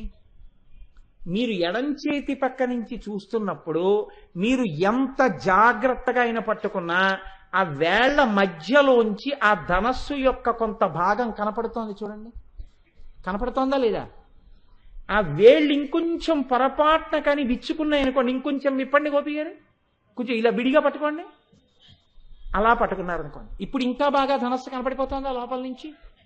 ఇప్పుడు అక్కడ ధనస్సు ఉందా అసలు? కనుబొమల మధ్యలో లేదు, కనుబొమల మధ్యలో జాగా ఉంది. ఈ జాగా ధనస్సు పట్టుకున్న ప్రదేశం అయిపోవాలి. ఉన్నది అన్నట్టు మీకు కనపడాలి, లేదు అని తెలియకూడదు. అక్కడ మన్మధుడి చెయ్యి ఉండాలి. చెయ్యి ఉండాలంటే ఏ చేత్తో పట్టుకుంటే మీకు తెలియదు ఉందో లేదో. ఈ చెయ్యి తీసి ఈ చేత్తో పట్టుకోండి. ఇప్పుడు ఆయన మణికట్టు కనపడుతోంది తప్ప అసలు ఆ లోపల ఉందో లేదో మీకు తెలుస్తోందా? ధనస్సు ఉంది కాబట్టే పట్టుకున్నారు. శంకరాచార్యులు వారు అన్నారు, అక్కడ లేదని ఎవరు చెప్పారో అక్కడ మన్మధుడి మణికట్టు ఉంది అందుకే కనపడలేదు అన్నారు. అలా అయితే మన్మధుడి మణికట్టు మాకెందుకు కనపడదంటారేమో. మన్మధుడికి శరీరం లేదు కాబట్టి ఆ మణికట్టు నీకు కనపడక రెండు కనుబల మధ్య ఖాళీలా కనపడింది. ఇప్పుడు ఆగండి ఆగండి ఆగండి, ఇంకా ఉంది, ఆగండి. అమ్మా అంత తొందరగా వెళ్ళిపోతే ఎలా? మీరు ఒక్క పావు గంటకి గోపి గారు మీరు అలా అంటే నెత్తికెత్తుకుని ఇన్నేసి రోజులు కూర్చుంటున్నానే ఎంత కష్టం చూడండి. Very good very good. అలా ఉండండి. సవ్యేతరకర గృహీతం రతిపతే. ఇప్పుడు ఎడం చేత్తో పట్టుకున్నాడా మన్మధుడు కుడి చేత్తో పట్టుకున్నాడా? ఎడం చేత్తో. ఎందుకని? ఎడం చేత్తో పట్టుకుంటేనే ధనస్సు యొక్క మధ్యలో ఉన్న ఖాళీ కనపడదు, ఇది కప్పేస్తుంది. అప్పుడు లోపల ఉండిపోయింది ధనస్సు, అంతే. ఖాళీగా ఉందని మీకు తెలియదు, ఖాళీగా ఉందనరు, అందులో ఉండిపోయింది అంటారంతే. అది తప్ప ఖాళీగా ఉందన్న మాట మీ నోటి వెంట రావడానికి అవకాశం లేదు. ఇప్పుడు అందులో ఉండిపోయింది. ఇప్పుడు మళ్ళీ పట్టుకోండి ఎడం చేత. ఇప్పుడు వింటినారేమైంది? ఆ ధనస్సుకి వింటినారు ఎటుంటుంది? ఇప్పుడు వింటినారి లాగా తీసినట్టు తీయండి కుడి చేత్తో ఒకసారి. తీస్తుంటే ఈ ఎక్కడ ఆయన పట్టుకున్నారో వింటినారి కూడా మీకు లేనిది కనపడదుగా, ఈ చెయ్యి అడ్డేస్తోందిగా. కాబట్టి ఇప్పుడు ఈ ముక్కు దగ్గర వింటినారి లేదని మీరు ఎలా అనగలరా? చెయ్యి అడ్డుతోంది కాబట్టి మీకు కనపట్టలేదు తప్ప చూపుల చేత వింటినారి కూడా ఉంది వెనకాల. ఇప్పుడు అమ్మవారి కనుబొమలు ఒక్క ధనస్సు అయిపోయాయా? అయిపోలేదా? ఎప్పుడైపోయాయి? ఇప్పుడు కూర్చోండి. గోపి గారు, గోపి గారు ఒక్కసారి రండి. మీరు ఇవాళ అందరికీ అర్థమయ్యేటట్టుగా ఇంత బాగా చేసినందుకు నేను వేసుకున్న అమ్మవారి ప్రసాదంగా మీకు చక్కగా కూర్చోండి. కాబట్టి మీరు అలా నించోబట్టి అందరికి అర్థమైంది. గోపి గారు తీసుకెళ్ళండి, చక్కగా కూర్చోండి. సవ్యేతరకర గృహీతం రతిపతే. ఇప్పుడు కుడి చేత్తో పట్టుకున్నాడా ఎడం చేత్తో పట్టుకున్నాడా మన్మధుడు అని అడిగారు అనుకోండి, ఎలా పట్టుకుంటాడు? ఎడం చేత్తో పట్టుకున్నాడు. కానీ నేను మీకు చెప్పేశాను కాబట్టి ఇంత తేలిగ్గా మీకు ఉంది. కానీ ఇది అర్థం చేసుకోవాలంటే ఈ శ్లోకాన్ని అమ్మవారి కనుబొమల మధ్య భాగాన్ని మన్మధుడు ఏ చేత్తో పట్టుకున్నాడు అన్నది ఇక్కడ ధ్యానంలో మీరు చూడాలంటే కుడి చేత్తో పట్టుకుంటే ఏమి ఇబ్బంది, ఎడం చేత్తో పట్టుకుంటే ఏమి ఇబ్బంది, అట్నుంచి పట్టుకుంటే ఏమి ఇబ్బంది, ఇట్నుంచి పట్టుకుంటే ఏమి ఇబ్బంది, ఇన్నిటిని మీరు చూడాలంటే మీరు లోపల ఎంత ధ్యానమో చేస్తే సవ్యేతరకర గృహీతం రతిపతే, ఏ చేత్తో పట్టుకున్నాడు అన్నది మీకప్పుడు అర్థమవుతుంది. ఇప్పుడు మీరు ఆలోచించండి, అమ్మవారి కనుబొమలు చమత్కారంగా మీకు తెలియకుండానే ఇది కనుబొమలు కాదు ధనస్సు అన్న భావనతో మీరు అందులో చొప్పించి మన్మధుడి చేతితో సహా చూసేశారా? అది చూసేయడం వల్ల ఏమైందో తెలుసా అండి? నేను పరమ సత్యం చెప్తున్నాను. మీకు భయంకరమైన భయం కల్పించగలిగినటువంటి పెద్ద పాపరాశి ధ్వంసం అయిపోయింది ఆ క్షణంలో. ఇది ఆ నామం యొక్క ప్రయోజనం. వదనస్మరమాంగల్య గృహతో రణచిల్లిక అని ఎందుకన్నారంటే ఆయన భయాన్ని ఎలా తీర్చిందో అలా మీ అందరి భయాల్ని కూడా తీర్చగలిగినటువంటి అమ్మ. ఇది చెప్పడం కోసమని ఆ తల్లి రెండు కనుబొమలు ఒక ధనస్సు చెయ్యి అని శంకరాచార్యుల వారు ఇంత గొప్ప స్థితిని మనకి అందించారు. కాబట్టి చూడండి, అంత గొప్ప స్థితిని ఇంతమంది భయాన్ని తీయడానికి ఆవిడికి అధికారం ఎంత గొప్పది. ఇప్పుడు ఇంకో ప్రశ్న వస్తుంది కదండి, ఏమంటే ఆవిడ అంత తేలిగ్గా తీసేస్తానంటే, కనుబొమలు చూసినంత మాత్రం చేత భయం తీసేస్తానంటే అంత శక్తి ఆవిడిలో ఎలా వచ్చింది అంటే ఆ కనుబొమల కదలికలకి అన్ని వ్యాపారాలు జరుగుతాయన్నారు శంకరాచార్య. ఇప్పుడు నోటితో చెప్తే చేశారనుకోండి ఒక స్థాయి, నోటితో చెప్తే వింటలేదని కాగితం మీద పెట్టారనుకోండి ఒక స్థాయి, కాగితం మీద పెట్టినా వింటలేదని బలవంతంగా చేయించారనుకోండి ఒక స్థాయి, ఏమీ చెప్పకుండా అనేటప్పటికి జరిగిందనుకోండి ఆయన అధికారం వేరు కదండి. ఆయన అసలు మాట్లాడరండి అంటారంతే, పనులు అయిపోతాయి. కనుబొమ్మలతో చేయిస్తాడండి, కనుసైగతో పనులు జరుగుతాయి. ఆయన శక్తి అది, అలా నడిపిస్తాడు రథాన్ని అంటారు. కనుబొమ్మ కదలిక చేత చేయించడం, ఆజ్ఞాపించడం ముఖంలో ఒక్క కనుబొమ్మకే చెల్లు, ఇంకే దేనికి ఉండదు ఆ శాసకత్వం. మీరు చాలా జాగ్రత్తగా చూడండి. నేను నా పెదవితో మిమ్మల్ని కూర్చోమ్మని కానీ, ఏం సంగతి అని కానీ, నా పెదవితో కానీ, ముక్కుతో కానీ, కంటితో కానీ నేను అనలేను. ఏమిటి ఆ పిచ్చి పిచ్చి వేషాలు అనవలసి వచ్చింది అనుకోండి సభలో, ఇలా చూసి అన్నాను అనుకోండి సత్యవాణి గారిని, అంటే ఏమిటి ఆ పిచ్చి పిచ్చి వేషాలు అంటే, అమ్మ మీరేం చేశారని కాదు సుమా, అమ్మ మీరైతే ఏంటంటే నా కూతురు లాంటి వారు, స్వతంత్రంగా అనొచ్చు, అందుకని అన్నాను అనుకోండి. ఏమిటది, వెంటనే ఏదో పొరపాటు జరుగుతోందనమాట అని ఆవిడ అప్పటిదాకా ఏ సెల్తోనో ఆడుకుంటున్న ఆవిడ జాగ్రత్తగా సెల్ పక్కన పెట్టేసి బుద్ధిగా కూర్చుంది. అంటే ఇప్పుడు నేను ముఖంలో దేనితో అలా కదిపితే శాసించగలిగాను అవతల వారిని, కనుబొమ్మతో చేయగలిగాను. ఇది ఒక్క కనుబొమ్మ యొక్క కదలిక చేత నియంత్రించగలను, నేను అవతల వారి యొక్క నడువడిని శాసించగలను. ఎంత స్థాయిలో శాసించగలను? నా యందు వినయం ఉంటే అవతల వారు నా కనుబొమ్మ కదలిక వింటారు. నేను అన్నాను అనుకోండి, ఆవిడ సెల్ ఇలా చూపించి అందనుకోండి, అప్పుడు నా బతుకేమైనట్టు మీరు ఆలోచించండి. నేను ఇది పట్టుకుంటే నీకేమైనట్టు అని అడిగింది అనుకోండి, అప్పుడు నేనేమైనట్టు? ఆ కనుబొమ్మ కదలికకి నేను పాడైపోయినట్టు కదండి. అంటే నా చేత శాసింపబలవలసినటువంటి వ్యక్తి కాని వారిని నిష్కారణంగా శాసించాను, నా మర్యాద భంగమైంది. అంటే ఎవరి మీద పడితే వారి మీద కనుబొమ్మలు ఎత్తడం కుదరదు. ఎవరు నువ్వు కనుబొమ్మ ఎత్తితే వారు వింటారో వారి మీదే కనుబొమ్మలు ఎత్తాలి, అంతేగాని అందరి మీద కనుబొమ్మలు ఎత్తితే నీ మర్యాద పోతుంది, వాళ్ళు ఎత్తితే కదండి. అమ్మవారికి కూడా అలా ఉంటుందా? అయ్య బాబోయ్, కనుబొమ్మలు అంటే ఎంత దూరం వెళ్ళారండి. అందుకని వదన స్మరమాంగల్య గృహతో రణచిల్లిక, ఆ కనుబొమ్మతో ఎంత దూరం వెడుతున్నారో చూడండి. వసిన్యాది దేవతలు ఎంత దూరం వెడుతున్నారో, వ్యాసుడు ఎంత దూరం వెడుతున్నారో చూడండి. శంకరాచార్యుల వారు, శంకరులు అన్నారు, ఆవిడ ఇలా అంటే ఏమవుతుందో నీకు చెప్తాను వినన్నారు.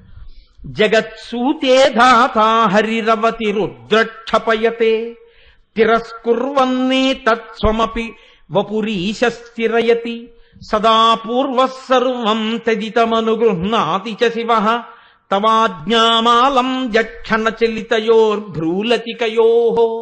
భ్రూలతికయోః, తీగలా ఉన్నటువంటి ఆవిడ కనుబమనిట ఆవిడ ఇలా కదుపుతుంది అనేటప్పటికీ బ్రహ్మగారు సృష్టి చేస్తాట.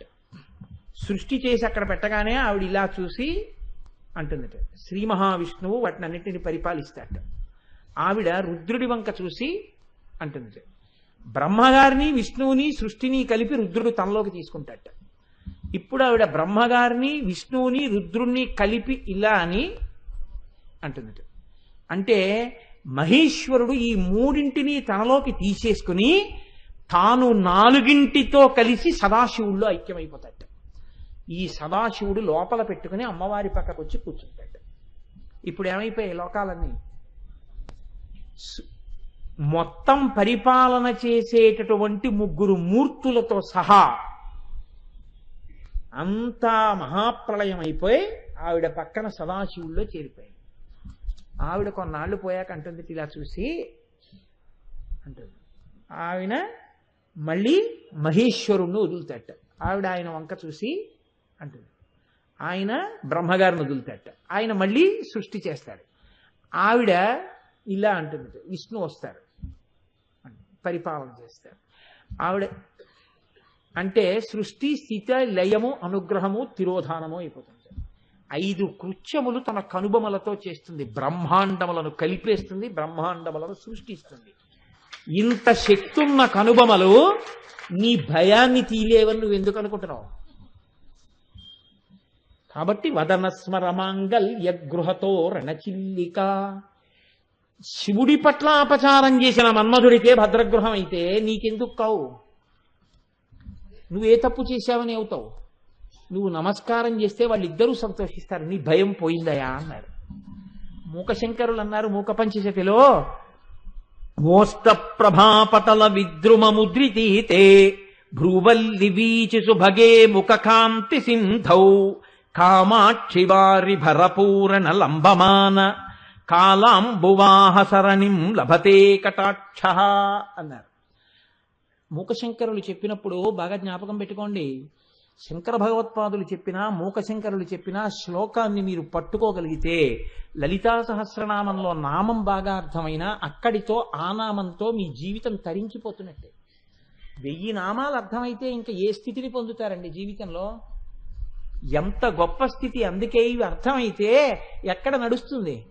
మీరు చదువుతూ ఒక్కసారి వదనస్మరమాంగల్యగృహతో రణచిల్లిక అన్నారనుకోండి, అనగానే అమ్మవారి కనుమలు భ్రోభుగ్నే కించిత్ భువన భయభంగవ్యసని తదీయే నేత్రాభ్యాం మధుకర రుచిభ్యాం ధృతగుణం ధనుర్మన్యే సవ్యేతరకర గృహీతం రతిపతే ప్రకోష్ఠే ముస్తాచగయతి నిగూఢంతరముమే అని శంకరుల శ్లోకం గుర్తొచ్చింది అనుకోండి. అమ్మవారి కనుబొమలు ఎడంచేత్తో పట్టుకోవడం, కుడి చేత్తో పట్టుకుంటే వేళ్ళు, ఆయన ప్రజ్ఞ, కనుబొమలు, వాటి గొప్పతనం, అవి కదిలితే ఏం చేస్తాయి జ్ఞాపకం వస్తుంది అనుకోండి. తర్వాత నామం చెప్పండి చూస్తాను, గుర్తుండదు. అదే నామం వదనస్మరమంగల్యగృహతో రణచిల్లిక, వదనస్మరమంగల్యగృహతో రణచిల్లిక అంటుంటారు. భార్య వచ్చి ఏమిటండి అది, వక్త్ర లక్ష్మీ పరీవాహ చలన్మీ నాభలోచన అంటుంది.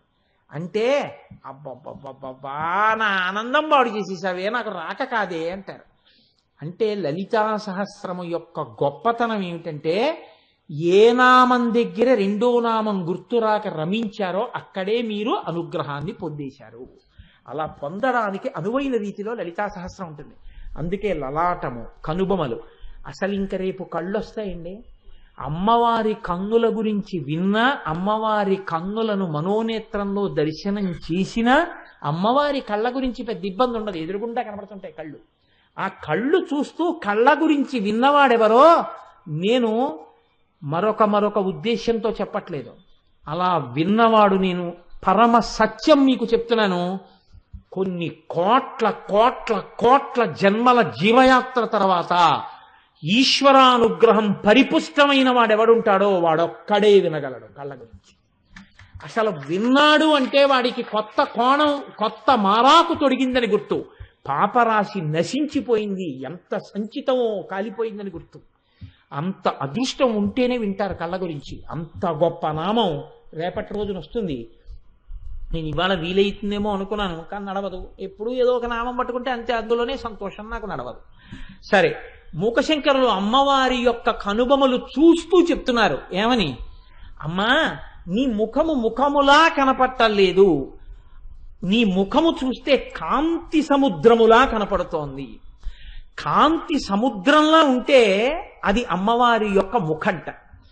సముద్రం అనేటప్పటికీ మీరు ఆలోచించండి, సముద్రం గాంభీర్యమునకు చిహ్నం. సముద్రంలో ఎప్పుడూ కెరటములు లేచి పడుతుంటాయి. బయట పెద్ద కెరటాలు ఉంటాయి, లోపల చిన్న చిన్ని కెరటాలు ఎప్పుడు కదులుతుంటాయి. ఎప్పుడు ఏదో ఘోషగా ఉంటుంది. నిత్య చైతన్యమునకు సముద్రము ఆలవాలమై ఉంటుంది. అలా ఆ కన్నులను ఆ సముద్రాన్ని నమ్ముకుని ఎంతమందో ఉంటారు. ఆ సముద్రం అడుగున పగడాల దగ్గర నుంచి అన్నీ దొరుకుతాయి. అందుకే మూకశంకరులు అన్నారు, ఓష్టప్రభా పటల విద్రుమముద్రితేతే, అమ్మా నీ ముఖమనేటటువంటి కాంతికి అడుగున పగడముల కాంతితో కూడిన నీరు కనపడుతోంది అన్నారు. అంటే ఎర్రటి వస్తువు కింద ఉందనుకోండి, పైన నీళ్లు కూడా కొంచెం ఎర్రగా ఉన్నట్టు కనపడతాయి. అంటే ఆ సముద్రపు లోతుకెళ్లిన వాడికే పగడం ఉన్నటువంటి నీరు ఎర్రగా ఉందని కనపడుతుంది, పైన చూసిన వాడికి నీలం సముద్రమే కనపడుతుంది. అంటే ఇప్పుడు అంత దర్శనం చేసినటువంటి మూకశంకరుల నోటి వెంట వస్తోంది ఆ శ్లోకం. ఆయన అంటున్నారు, అమ్మా నీ ముఖమనేటటువంటి కాంతి సముద్రంలో పగడములు కనబడుతున్నాయి. ఏదా పగడం? ఓష్ఠ, నీ కింది పెదివి, ఎర్ర పెదివి పగడంలా మిరిసిపోతోంది కాంతితో. కాబట్టి పగడాలున్నాయి సముద్రంలో. భ్రువల్లి వీచి సుభగే ముఖకాంతి సింధౌ, నీ ముఖకాంతి అనబడేటటువంటి సముద్రంలో భ్రువల్లి వీచి, ఈ కనుబొమలనేటటువంటి తరంగములు పైకి లేచి పడుతున్నాయి. ఎందుకని? పిల్లల కష్టాలు చూసినప్పుడు భ్రువౌ భుగ్నే, అయ్యో వీళ్ళకి ఎప్పుడు పోతుంది భయం, నా వంక చూస్తే చాలు పోగొడతాను. 2, ఏమండి అసలు భయం లేకుండానే చేయొచ్చుగా. భయం లేకుండా చేస్తే అమ్మవారి వైపు తిరిగి అమ్మవారికి నమస్కరించి భయం పోగొట్టుకున్న తృప్తి మీకెప్పుడు వస్తుంది? అసలు ఆ ఆనందం కలగాలంటే ఆవిడ వంక చూడాలి, అప్పుడు కదా ఆ తృప్తి, ఆ ఆనందం. కాబట్టి ఇప్పుడు భ్రువల్లి వీచి సృష్టి స్థితి లయ అనుగ్రహం తిరోధానం జరుగుతున్నాయంటే ఆ కనుబొమలు లేచి పడుతున్నట్లేగా. కాబట్టి పైకి లేచి పడే ఆ కనుబొమలే ఆ కాంతి సముద్రమునందున్నటువంటి కెరటములు. ఎలాగా నిజంగా ఎంత తత్వదర్శనం చేశారో చూడండి మూకశంకరులు. అని ఆయన అంటారు, కామాక్షి వారి భరపూర నలంబమాన కాలాంబుమాహ సరణిం లభతే కటాక్ష. కటాక్షము అన్న మాటకు అర్థం ఏమిటంటే ఇలా చూసిన చూపుని కటాక్షం అనరు. ఇలా చూసిన చూపు మనం తట్టుకోలేం కూడా. అమ్మవారు అనుగ్రహించాలంటే కటాక్షమును మనం ఎందు వర్షిస్తుంది. కటాక్షము అంటే కడగంటి చూపు. అందుకే శంకరాచార్యులు వారి సౌందర్యలహరి చేస్తే కటాక్ష వీక్షణ ఐశ్వర్య అంటారు. కటాక్ష వీక్షణమే ఐశ్వర్యం. కటాక్షం అంటే ఇలా చూడక్కర్లేదు, ఎప్పుడూ గమనించడం. ఈ వస్తువుని జాగ్రత్తగా చూసుకోవాలి అనుకుంటే ఏం చేస్తాం? ఇప్పుడు నాకు ఈ పూలదండ మీద చాలా నచ్చింది అనుకోండి, ఉపన్యాసం చెప్తూ చెప్తూ ఇది ఉందో ఎవరన్నా పట్టుకుపోయారో అనుకున్నాను అనుకోండి, ఇలా చూస్తూ చూస్తూ అలా ఒకసారి చూస్తూ ఉంటాను. అలా చూసుకుంటున్నాను అనుకోండి, కటాక్షం ప్రసరిస్తోంది అనమాట. అంటే ఈ కడగంటి చూపుతో చూస్తున్నాను. ప్రత్యేకంగా రెండు కన్నులను ఒక చివరికి తెచ్చి ఆ చివరి నుంచి పడుతున్నటువంటి లేశమైన దృష్టి చేత చూడడంలో నిజమైన నా ప్రేమ ఉంది. ఇలా చూడడంలో యాదృచ్ఛికమైన చూపు ఉంది.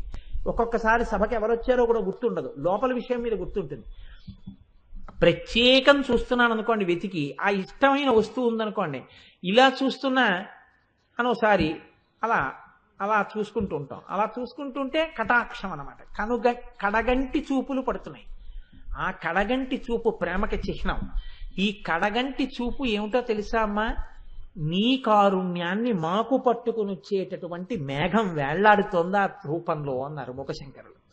నువ్వు ఇలా అన్నప్పుడల్లా మా మీద వచ్చి పడేటటువంటి కారుణ్యం అనేటటువంటి నీటితో కూడిన మేఘం అది ఎందుకు ఇక్కడ వేలాడుతోంది చివర అంటే, ఈ కళ్ళల్లో ఉన్న కాంతి దీప్తి మమ్మల్ని రక్షించగలిగిన శక్తిని అది తాగి పట్టుకొచ్చి ఈ చివరి నుంచి మా మీద వర్షిస్తుంది. మేఘం ఎంత అపేక్ష లేకుండా వచ్చి వర్షిస్తుందో, నీ కటాక్షం అనేటటువంటి మేఘం కూడా మా మీద అలాగే వర్షిస్తోందమ్మా.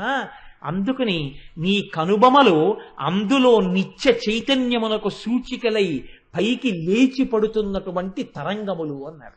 ఒక్కొక్క మహానుభావుడు ఒక్కొక్కలా దర్శనం చేసి తరించిపోయారు. కాబట్టి ఏ కోణంలో చూసినా అమ్మవారి యొక్క కనుబొమల దర్శనం మీ భయమును పోగొట్టగలిగినటువంటి శక్తి కేంద్రములు. కాబట్టి భువన భయ భంగవ్యసనిని అటువంటి తల్లి కనుబొమలను మనస్సునందు దర్శనము చేసి చరితార్థులమయ్యేటటువంటి అనుగ్రహాన్ని నిర్హేతుక కృపగా ఆ తల్లి మన యందు వర్షించుగాక అని తల్లి పాదములు పట్టి నమస్కరిస్తూ, మళ్ళీ రేపు రోజు సాయంకాలం అందున అద్భుతమైన నామం వక్త్రలక్ష్మీ పరివాహ చలన్మీ నాభలోచన.